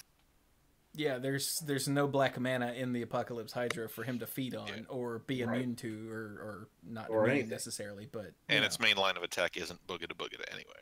Yeah, its No. main line of attack is eat you. I think he could take out a couple heads. He's a big, strong dude. But unless Timur and Lumia, rest their souls, whittle them down to like 3 heads, which, quite frankly, I just don't see them doing. I'm sorry. I don't know. It's possible. I think he's Maybe got we his should work. have considered that. Yeah. How many heads has the Hydra lost at this I point? don't. Let's say each one took out a head. Yeah, I don't know. Kind of feel like any more than that is being generous. So let's play this out. They're both on the field. Yeah. Let's say it's got 5 heads. Walks up to it, smashes it. Other heads go roar, start like nipping away at him. He goes, "Ha, I am Solkanar." He smashes another head, and the other heads go roar, and he's like, "Wait a minute, I've smashed the head. The head is the head. Why is it still attacking me?" And I feel like it starts to wear him down a little bit. And maybe at some point one takes off his arm, his good clubbing arm, and I don't know that there's anything to come back from. Well, from after that I think at some point a rocket head lands on him, gets him. If he's not able to bring his strength to bear,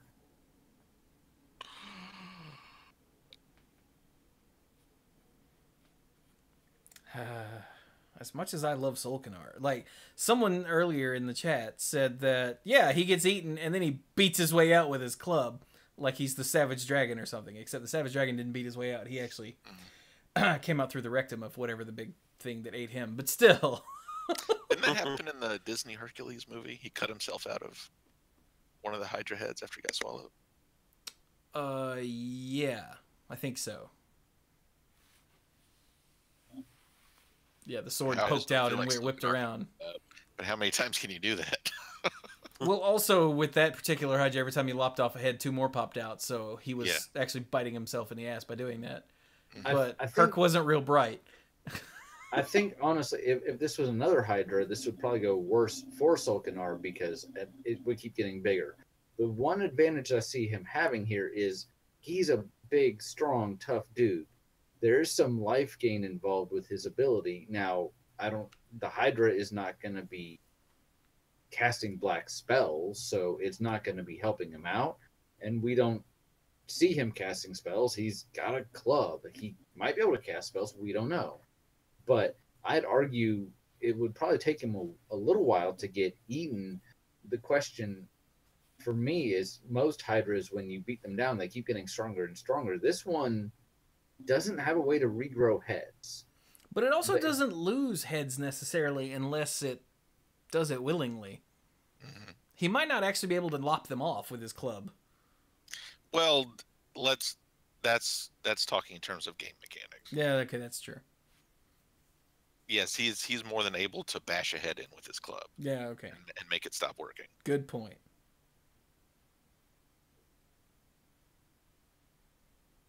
I can see reasons this could go either way. I could see Sokanar basically just powering through and saying, this head's down, that head's down. I'm just going to keep bonking heads until we're done and wearing the Hydra down. I can also see him bonking a head and the remaining 4 or 5 heads, however many are left, basically not giving him a chance to do any more.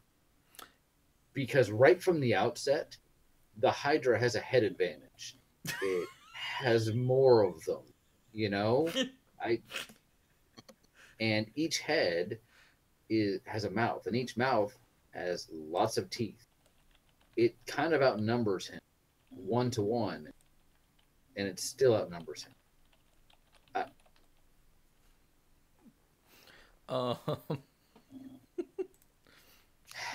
So in the chat earlier, someone was saying that his the life gain ability equals some manner of regeneration. And even if it does, I still think the Hydra are doing more damage than he can repair. I mean, I feel like it's gonna be pretty debilitating damage. Yeah, since there's no black mana to feed that ability. Yeah. Coming from the Hydra itself, like there was with Right. the Nemesis of Reason. He might be able to regenerate himself at least to a certain extent. Yeah, with the Hydra representing such an overwhelming assault, and Sulcanar, would probably just be trying to meet it head on. I don't think it's going to work out. Here's how I would interpret the life gain. I think this is all flavor perspective. You could interpret this a number of ways. I would distinguish this from regeneration because regeneration is an actual keyword, and we see that on trolls and things, and it's actually like growing stuff back. Here, yeah. I would interpret the life gain as maybe advanced healing, quickly closing wounds. I make a distinction that, however, between growing lost limb, which the Hydra is a giant beast, and it's going to be like, how do I kill something? I remove the parts of it until it stops moving. And even if he has some resistance to it because he's big and strong and magically augmented, at some point, he's going to lose something vital. And much like we talked about with Tabor and Lumia, it can lose a couple heads and still be at relatively high combat efficiency because each head is capable of operating. It may not be as strong as it was before, but it's still there. Sulcanar might be able to close some wounds quickly, but if he loses a leg, it's going to slow him down a lot. Yeah. And leg is not the worst thing he could lose. Yeah. There's an arms, and then if he loses his head, it's going to go down a lot. He's going to go down a lot faster than if the Hydra does. I mean, he might be able to get that leg back, but it might take a few days. Yeah. It's not going to be like, oh, I'm good. Yeah, he's not Sulcanar the Starfish King. You live under the sea. Dirk, you've been kind of quiet lately. Would you have anything to add? No. I'm, I'm like, I'm pretty sure the Apocalypse Hydra wins this one. Yeah, as much as I love old Solkanar, I think I'm with Dirk. Like, I just don't see him being able to power through this giant mass of destruction. I think he can inflict some damage for sure, but I think at the end of the day, the Hydra probably takes it. So I'm with you guys. Jay Spencer said, once the Hydra chomps off the arm holding the club, Solkanar can't bonk. And Stark replied, impossible! Solkanar's one weakness! Oh, but wait, if he can get the club back, he can bonk with the other arm! Yeah. So once again, it looks like there's a fairly lively discussion in the comments, and I gotta say, that's awesome. I love the fact that so many people are like, this is how it would go. That's kind of the whole point of this. And I'm glad that since we're doing this with the people in chat and the people listening who are probably agreeing with us or disagreeing with us, whichever, the fact Those that are you're the two thinking options, about it yeah. at all, or they're just like, meh. But the fact, if people are thinking about it at all, then mission accomplished. Yeah. So our conclusions are not gospel truth. And maybe you had Robinia winning like two fights, and she looks up at Solkanar and goes, I'm pretty. And he's like, you're pretty. So maybe you had this this going very differently, but I think we're all kind of in agreement, the four of us, that this time point goes to the one whose name starts with Apocalypse. Yeah, because if we were saying, everything we decide here is officially canon, that means because of what happened with the sturdy hatchling, that means Cher is an official part of the Magic Multiverse, and I don't think that's accurate. I really don't think it's accurate. Oh my god, I forgot about that. Yeah. Okay.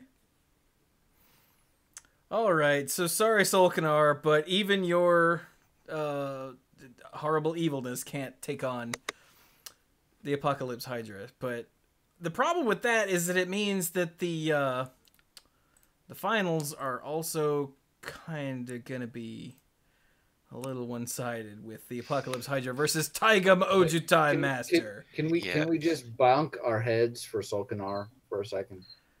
I mean, Yeah. bow our heads. Yeah, everybody, bonk your head. Ow, damn it. Yeah, I mean, this is drop why. a club on the ground for our fallen homies. Let's see, do I have anything that would make a good clip? Hey, wait a minute, how about this? Did that come through? Yeah. Okay, good. So yeah, this is why I really, really don't like to do. Oh, look, this thing is bigger, it wins. But there's a difference between this thing is bigger and this thing is, planet sized. Yeah, this thing is insanely huge. Yeah, we're not saying this is a 3-3, that's a 2-2. Okay, we know who wins. This is like if you've got. I don't know Marvel all that well, but this is like if we've got an 8 bracket. And the 7 of them are like the Avengers and the X-Men, and then the last one is Galactus, and it's just like, yeah. The cricket knows what's going on. The cricket very much knows. So let's get it over with. Taigam versus the Apocalypse Hydra for the Obviously, finals. Taigam.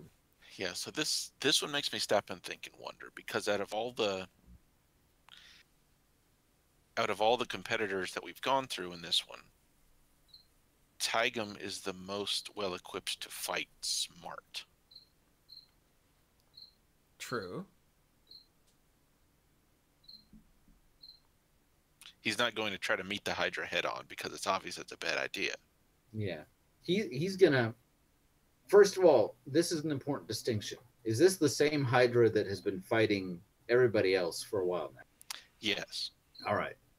Because I know with the way we've done this before, we have considered misfortunes from earlier rounds and the results of later ones. Tibor and Lumia might have done some surface damage. Yeah. But And I think Solkanar would have been able to do something. Solkanar went down swinging, literally, and so Bonk.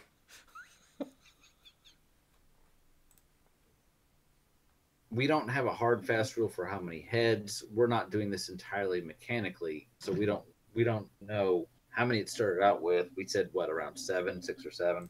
Mm-hmm. My name is 14 says Tigum decides to worship the Hydra. Ooh. Who is Tigum fought? He fought Robinia, which was probably like not that complicated. Hey there, sailor. Punch. Yeah.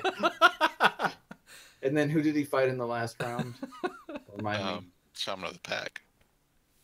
Yeah. Probably a little more exhausting, but still not like he went toe-to-toe with the Nemesis of Reason or anything like that. He fought 2 human-sized opponents. One of whom was probably not martially trained at all. The other one, actually was a warrior, but I don't think there's any question that he's still fighting fit.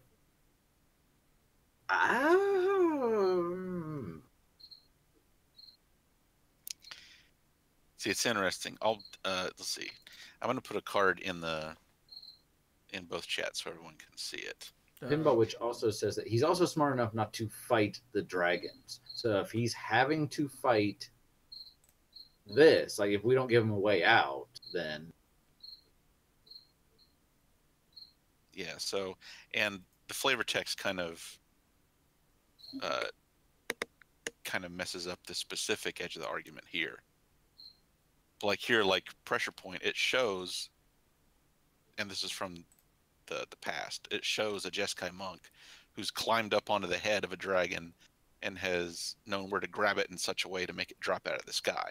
You know, the flavor text explains this is because they've studied dragon anatomy very closely. Yeah.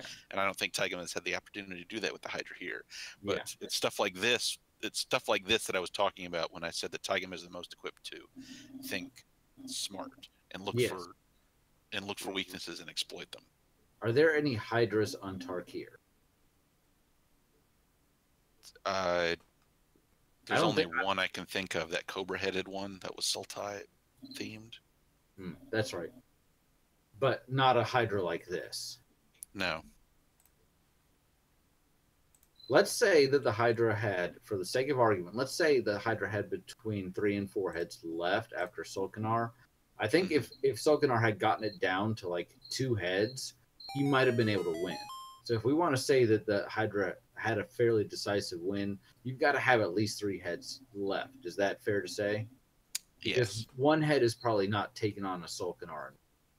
Just saying. I think we have a similar argument here where he's smart, he's studying it, but this is not something that is completely like anything else he's ever seen in his life. Does he have time to figure out the best way to attack it before the other 2 heads? If he can, unless he can deal with all of them at once, don't just make a snack out of them. This Hydra is the perfect engine in a battle of attrition that Chewie mentioned when we talked about Tabor and Lumia, where you deal with one part and the others just keep going. And you cannot, if you're staring at one and you're fighting one, the others are just going to go, hey, look, free meal. So him being a monk and him being like basically second to Ojitai, he almost certainly can manage. We've already said he can attack multiple opponents at once, right? Yes. So he probably has some awareness of that. Oh, by the way, it was Hooded Hydra. Hooded Hydra. There we go. Okay. But how long can he keep that up? On the other hand, has the Hydra been, damaged to the point that he can take it?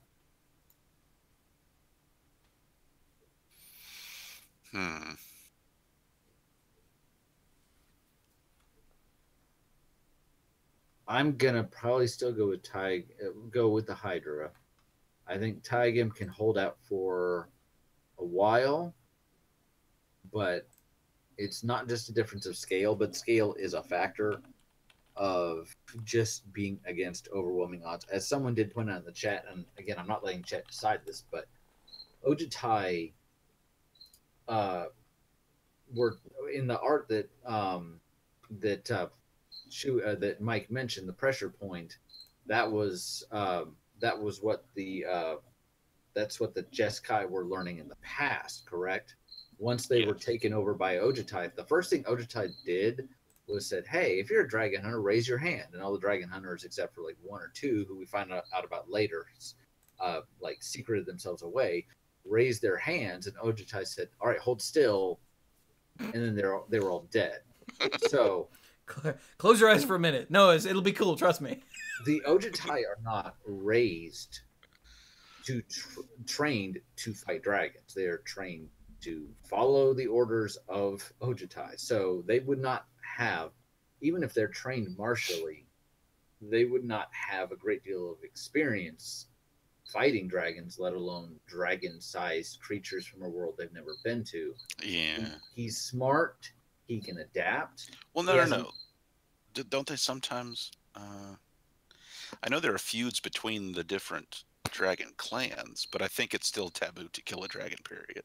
Oh yeah, the recent stories have said. That's right. I remember you that don't, now. You don't fight other dragons, and it's almost expressly stated that they would prefer. Well, the dragons squabble amongst themselves, but if a human were to injure or, God forbid, kill a dragon, the other dragons would go, "You shouldn't have done that," even if they were in the process of destroying that dragon. Almost certainly you'd be dead. So he's smart. We just said in the last fight that he has a very good command of magic. I think he would last for a while. I don't know that he could outlast the Hydra. Yeah, maybe if the Hydra had one head left to be able to figure it out. Yeah, two maybe would be even really two. pushing it. But yeah, if we are assuming that the Hydra came into this with 3 heads, it's probably too much for him. That's my thought. That's my thought. You agree, Chewy? Mike, you're Mike. Fine, I don't want to answer anyway. Well, Chewy, what do you think? Nope, I'm not Mike.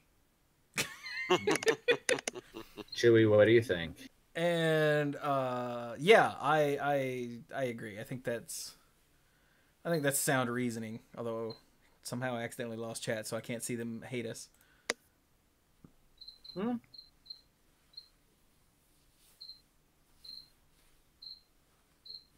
Dirk? I'm thinking Hydra. You heard it here first. Dirk voted for the green creature every round. I think that this is actually closer than we may have made it sound, just due to the nature of the tournament and kind of like whittling our way through heads and all that. And I think each one of these battles, except for a couple, was not... Some of them could have gone either way, I think.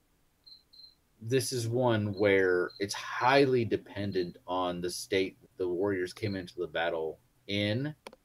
I think if we say that if this was the first round and they were both fresh, as much respect as I give Taigam, the Hydra takes it easily, right?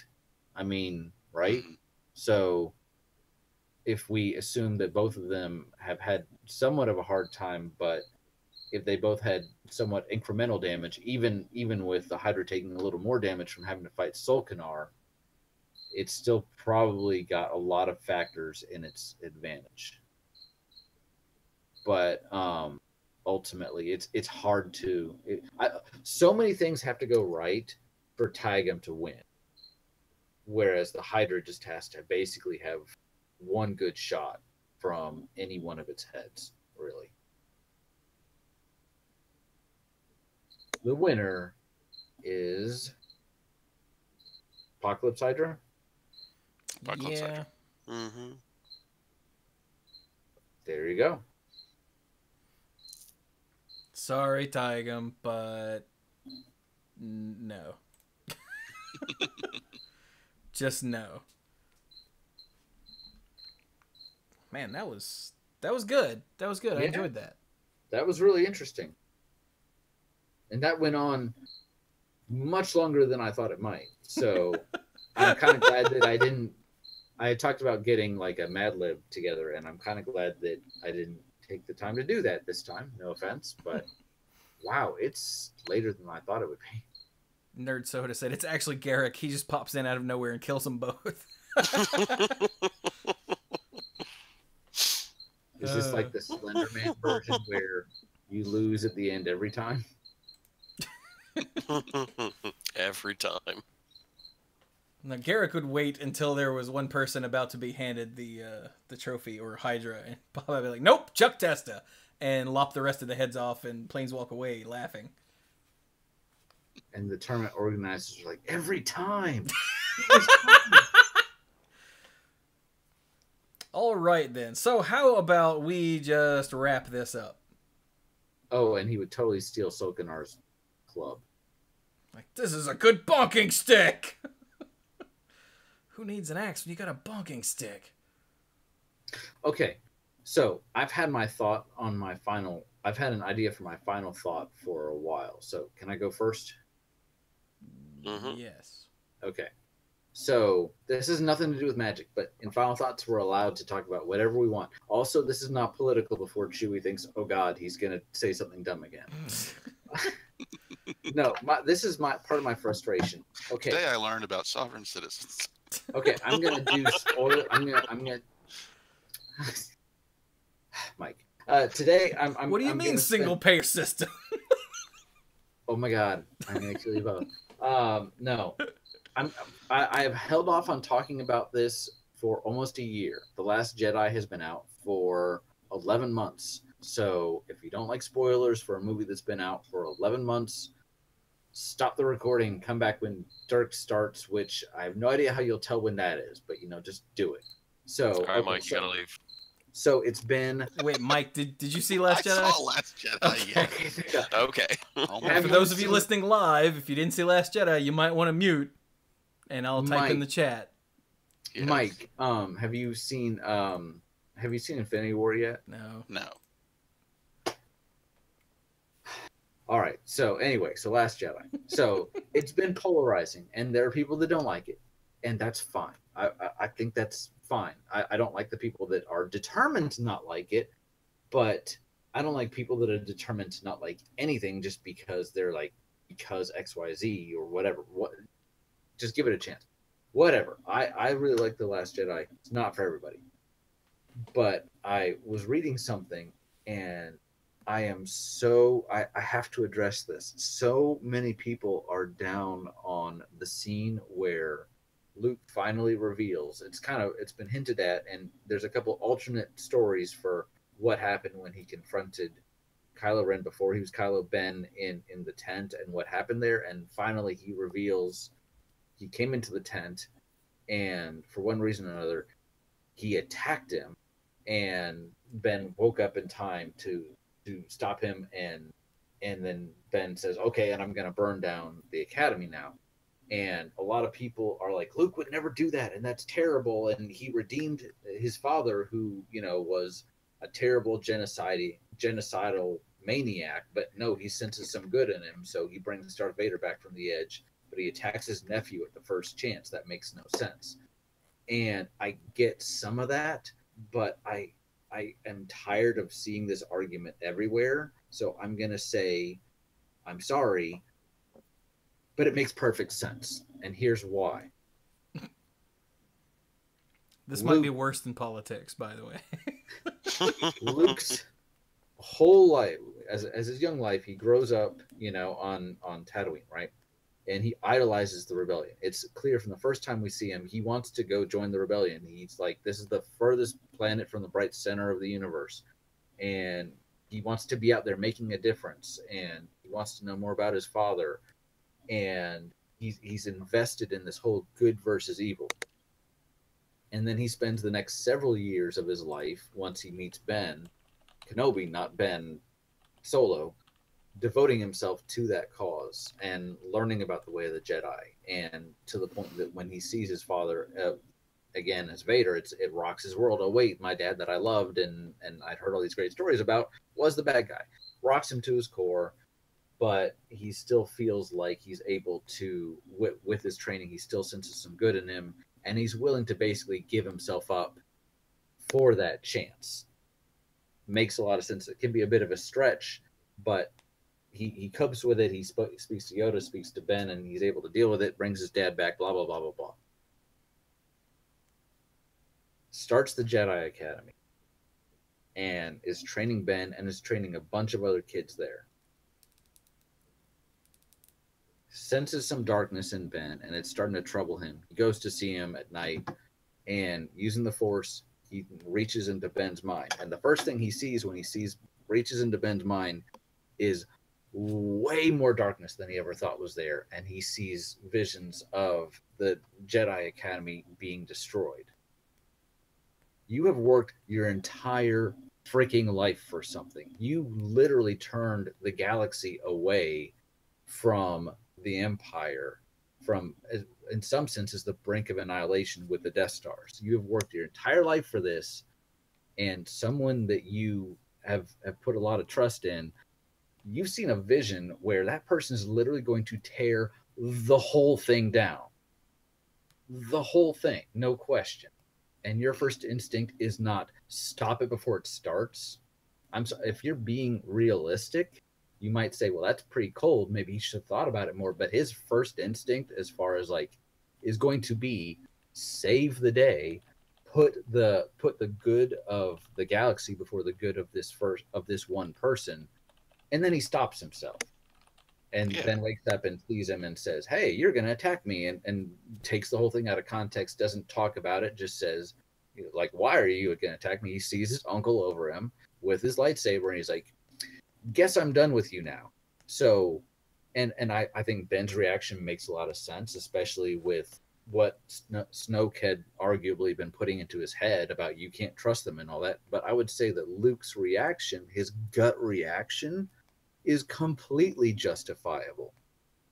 It is. And I think it makes sense, not just from that moment, but when you think about what he put up with and what he had been building for his entire freaking life. Yeah, Plus, and knowing that his father destroyed the entire Jedi Order just a few decades before. Yeah. And I think, again, and because he's seeing these visions, it's not that like, oh, I think this maybe somewhere down the line he might turn out to be a bit worse than I thought. I better give him detention. It's like, no, he's gonna break the whole thing. So also, what were you gonna say, Chewie? It was sort of like that. This vision he had sort of affected him like a dream. Have you ever woken up from a dream? Oh, I felt terrible. And just been pissed off at somebody. Yes. And you're like, well, you jackass, why did you do that? And then you're like, oh, that was a dream. Yeah. And that was the vibe I got was, he's like, you're going to do what? I'll kill you. Oh, wait, okay, that's not real yet. Yeah. That was the vibe I got personally. Yeah. And it was, go ahead. Luke never finished his training anyway. He's still going to be more susceptible to fear than someone who trained as a Jedi in a more disciplined way and for a longer time. For his whole life, yeah. Mm-hmm. So, but I saw that yet again in some meme, and I get it. It's easy to make fun of, but I'm like, I sometimes feel like, why does no one get this? And I realize there's plenty of other people that probably saw it exactly the way that I did, but I never feel like I hear about it. So here I am talking about it, and now I feel better. Yeah. So that's and also, and you hear it more in what Luke teaches Rey. Luke was more the type to be closer to walking a middle way than to just be straight up light side. And as he grew older, he saw more that the whole light side dark side divide was a bunch of crap anyway. Yeah, and I guess that was the main thing I wanted to get out. The very last thing, and literally I'll spend like a minute on this, was some other people are upset because Luke decided not to come back at the end and fight everybody with a giant lightsaber, like basically he made fun of doing. And wouldn't it have been cooler if he showed up and and dealt with it himself? And I would argue once again, while I'm not saying the movie's perfect, that this was actually the best possible way for him to resolve the scenario for a Jedi. He accomplished all of his goals. Well, not all of his goals, but as far as the final confrontation plays out, he saved the people that cared most to him. He delayed the New Order and Kylo in getting to them, and he did all of it without taking a single life and without giving up anything he was not prepared to lose. He gave up his own life. And I'd argue that that was actually the best possible way, the truest representation of the character. It would be very easy to say, yeah, have him go in there, lightsaber swinging and blaster, and he's an ace pilot. But for the Jedi, toward the end of his life, toward the end of his training and experience, I don't want to say pacifist, because he definitely took a side. Pacifism implies that you don't take a side, but the victory he achieved was one where he achieved his victory and did not lose anything he was not prepared to give up. He gave up his own life, and he did not have to take his nephew's life. So I thought that was pretty well done as well. But again, not a perfect movie, but those points, especially the part with him getting ready to attack Ben, I was just like, there's a reason that makes sense. Hope everybody else enjoyed the movie. And as I was saying before the show, I think before we were even recording, feels really weird to be coming up on December and after the last 3 years not have a Star Wars movie. I realize we went many years without any Star Wars movies, but they've kind of conditioned me now. And now I'm like, where is it? Where is it? It's not there. I'm done now. For real. Don't you believe it? I mean, what? Right. How about you, Dirk? Let me find it real quick. Okay, so my final thought. So earlier this week, I, do YouTube to sort of, find something to listen to while I'm doing work and everything, and I have been watching a YouTube channel called The Great War by Indy Nidell and his crew and everything. And I've been watching this for almost 4 years because it was the week by week, what happened each week 100 years ago of the Great War. Oh, So God. obviously earlier this month, there was Armistice Day. And so they said, well, and we're here. The war has officially come in. It's not officially over yet, but the armistice has been signed. The war, essentially, the fighting has ended. Right. And so it's kind of been weird that I've come to the end of that.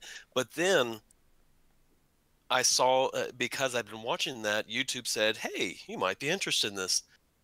And we all know who Peter Jackson is. Yeah, that guy. He did The Living Dead. Yeah, Brain Dead, all that I stuff. was going to say, what? But the thing that apparently he had a pet project called They Shall Not Grow Old.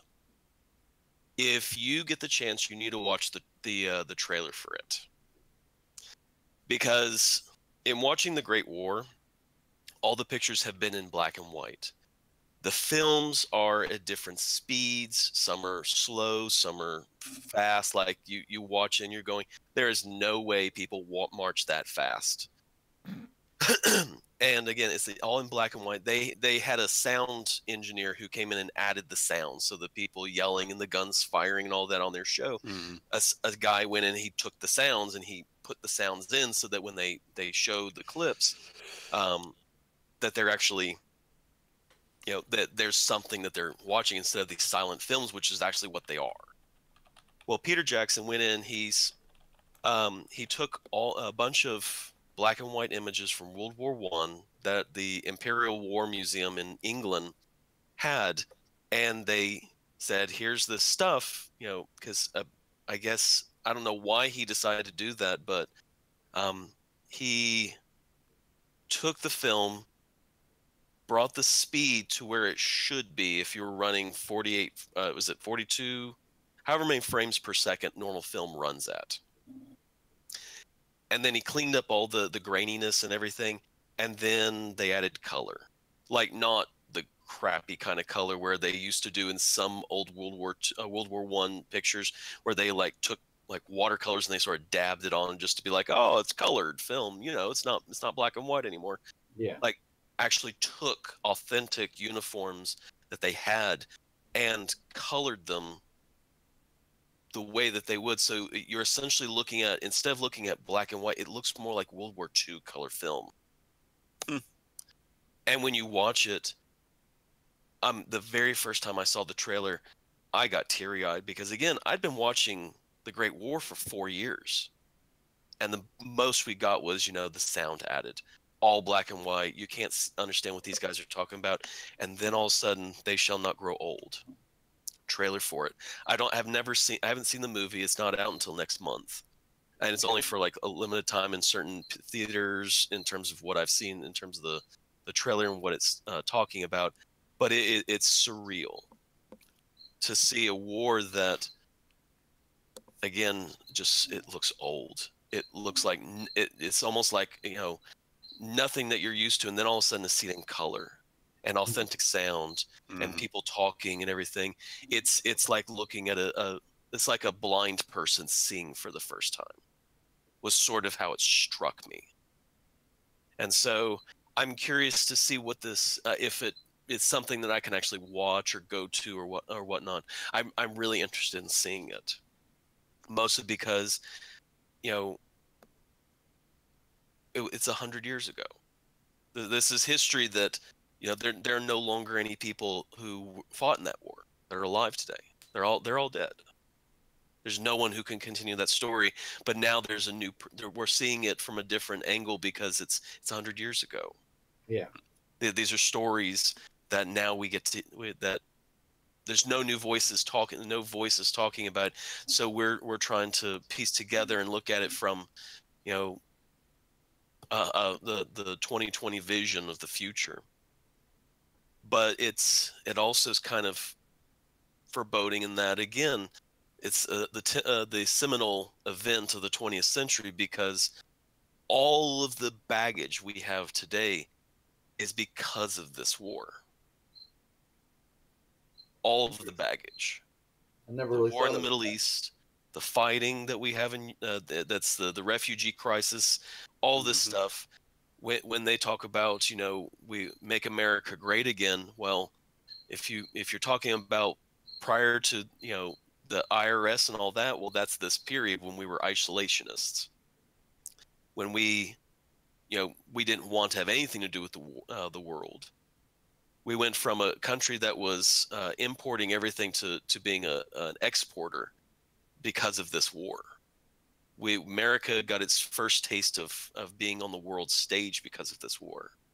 And so it's the seminal event of the 20th century, and it's something that we do need to look back at, because the world is looking a lot more like the world of World War One than it has been in the past.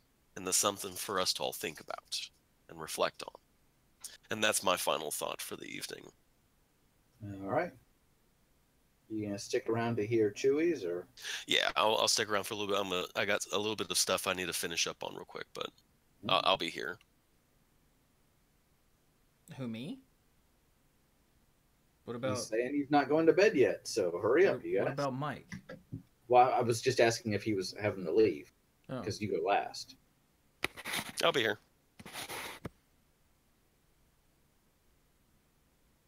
All right. So Mike? Let's see. Hurry up. Yeah. Okay, I'll hurry up. I don't really have I'm anything kidding. serious or substantial to share like Brian and Dirk did. I think I'm just going to let those stand. I got my shout out to Evan, accomplished earlier, so I wouldn't forget it. And yeah, no, there's nothing else that I have right now. Well, all right then. So that leaves me. And I already did my Nintendo thing at the beginning, because that was super sweet. You guys remember that, right? When I Yeah. told you about that? It's pretty baller. You did. It's pretty baller. So then I will just say, if you have to drive for 11 hours, be sure that you get plenty of sleep the night before. Don't be like Chewie and sleep not enough and then drive for 11 hours and then come home, watch a movie, and then come back here and do another 2 hours of work like an idiot. Ooh. Yeah, after I got done watching Fantastic Beasts and Where to Find Them, because I hadn't seen it before, I was like, all right, now what? Ooh, I'll go get some video put together. Stupid. So, yeah, over on youtube.com/themanapool right now, what's going on is, well, actually, the final, thus far, video of The Messenger has gone up. I'm going to have to stream it again so I can record some more because I'm out. Right? So that's a thing. Also, oh, okay. So the other stuff that's going on YouTube is the hang on, words are hard. Right, stuff is going up next for the roguelike charity stream, by the way, which happened. That was right before Thanksgiving, right? Yes. Yes, that was a Saturday before Thanksgiving, right? We ended up raising 1,700. Crap. It's 17.23 and 45 cents. Which passed the goal of $1,553.03. And that's awesome. That is incredibly awesome. Yeah, we had a lot of fun. I did lots of roguelike gaming. I think I played 12 or 13. I think I played 13 of the games that I had on the list. Or something, some number like that. It was really stupid. And what I'm doing is I'm going to watch through some of that stream because I recorded the whole thing. And anything that I think would make good YouTube content, I'm going to cut up and put up. And so the first 2 videos from that are a run of Slay the Spire. Because I started with Rogue Legacy, which is a roguelike that I've played a lot of. And I've thought, it's early. I'll just start with a game I'm familiar with. And then I'll go into the RNG. And the very next game was Slay the Spire. Which is a game I've played a lot of, so damn. But that's okay. So that I did one run of that, and that I thought that would make good YouTube content, especially since it's from the stream. So that's 2 videos that will be going up. After that, I played FTL, which I need to watch through that and see if that'll be worth putting up as YouTube content. I'm not sure. I might end up, over the course of the next month, just putting up little bits of all the games that I played. Maybe. Some of them might not work so well. I don't really remember.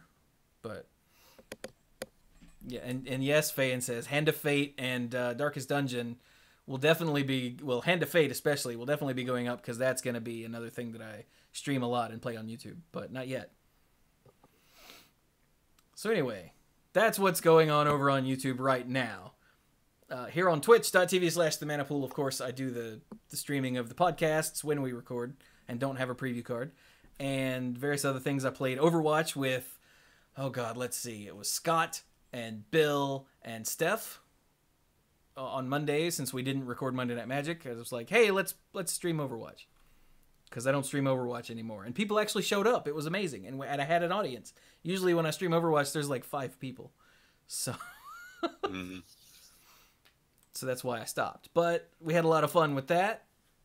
Scott didn't have a mic, so he was commenting in the team chat in Overwatch with his smart-ass comments, which for some reason made it funnier. But tomorrow night I'll be streaming something, possibly The Messenger. I don't know. When does the new set come out? Tuesday? Is it the 4th when Rastakan's Rumble comes out? It's either the 3rd or the 4th. Okay, I think December 4th is sticking out in my head. Mm-hmm. So that means... Okay, Nerd Soda said yes. So I will be opening up my however many packs. I'll spend all my gold to buy packs, and I got the pre-order, of course, because content. So I'll be opening up a gazillion packs. I haven't decided yet if I'm going to do a like set review, because I don't think I'm the right person for that, since I haven't looked at these at all. When someone goes, hey, did you see this card? I'll look at it and go, cool. But that's it? Like, I got nothing? But anyway, that's all stuff coming here on Twitch and later on YouTube, of course. Social media, you can follow me on Twitter at the Manapool. That is the place where I'm most active, other than Discord. You should totally join the Discord server, because it's awesome, and we have a lot of good people and a lot of good fun conversation in there. Did I get your bits? I did.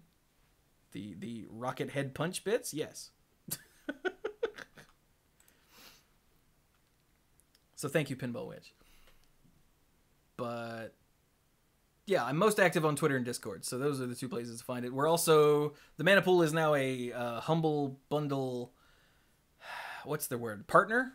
So if you buy stuff on Humble Bundle already, then I ask, hey, why don't you use our link? It's in the show notes for the podcasts and YouTube videos and all that, so you can find it. It's also down below here on Twitch. Because we get a small kickback. That's the word. Damn, that's the word that Bill used once, and now that's the word that's in my head when I explain this. But when you buy something using our link, then we get some small amount of money for it. And especially if you buy the bundles, apparently that adds up. So that's pretty sweet. And thanks to everyone who has already used our link to buy stuff. That's great. We really appreciate it, or I really appreciate it.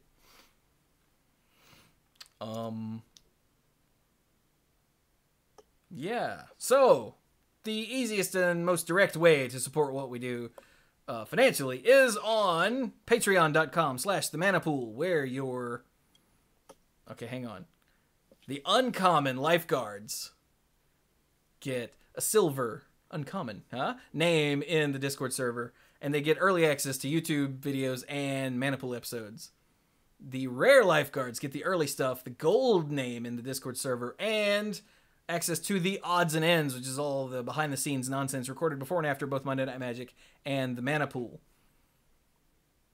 It is uncensored and unfiltered. Just like Chewy. Just like me. Because these days I tend to stop the recording whenever there's something that is more personal than needs to be on the odds and ends. Rather than have to cut it out later. So that's nice. Also... The mythic lifeguards get the early stuff, the odds and ends, the mythic orange color in the Discord server, and the sponsorship shout out on all the podcasts and on the end screen for YouTube videos. So, I would like to thank our mythic lifeguards, Kim Ho, Andrew Hunt, Al. Okay, I'm allergic to Al. Damn it, Al. Paul David, Lance Delicious, Team U Hillis Haru, Connor Kennedy, John Morris, Jeff Spencer, Stuart Slaw, PJ McMullen, Bosco Bertain, Casey, Fayen Says, Danny Liao, Jason Doan, Cody Buckowing, Jake Jansons, Jason Kaus, Gothic Man, Brian DeLucci, Stark Maximum, Keith Moody, John Parker, Violet Moon, Dan Holm, Bartle, Mike Millerburn, and the Beast Father, Aaron Goodwine. Thank you all so very much for your support. I quite literally could not do it without you. As the chat erupts in that Stark's name. Yeah, it is. Yeah, it is.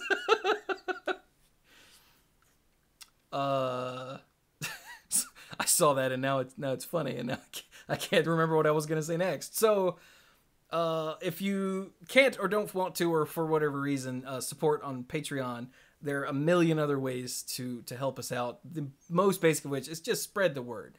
If you like the podcast or the video, 10 bits for Stark's name. Thank you, Pinball Witch.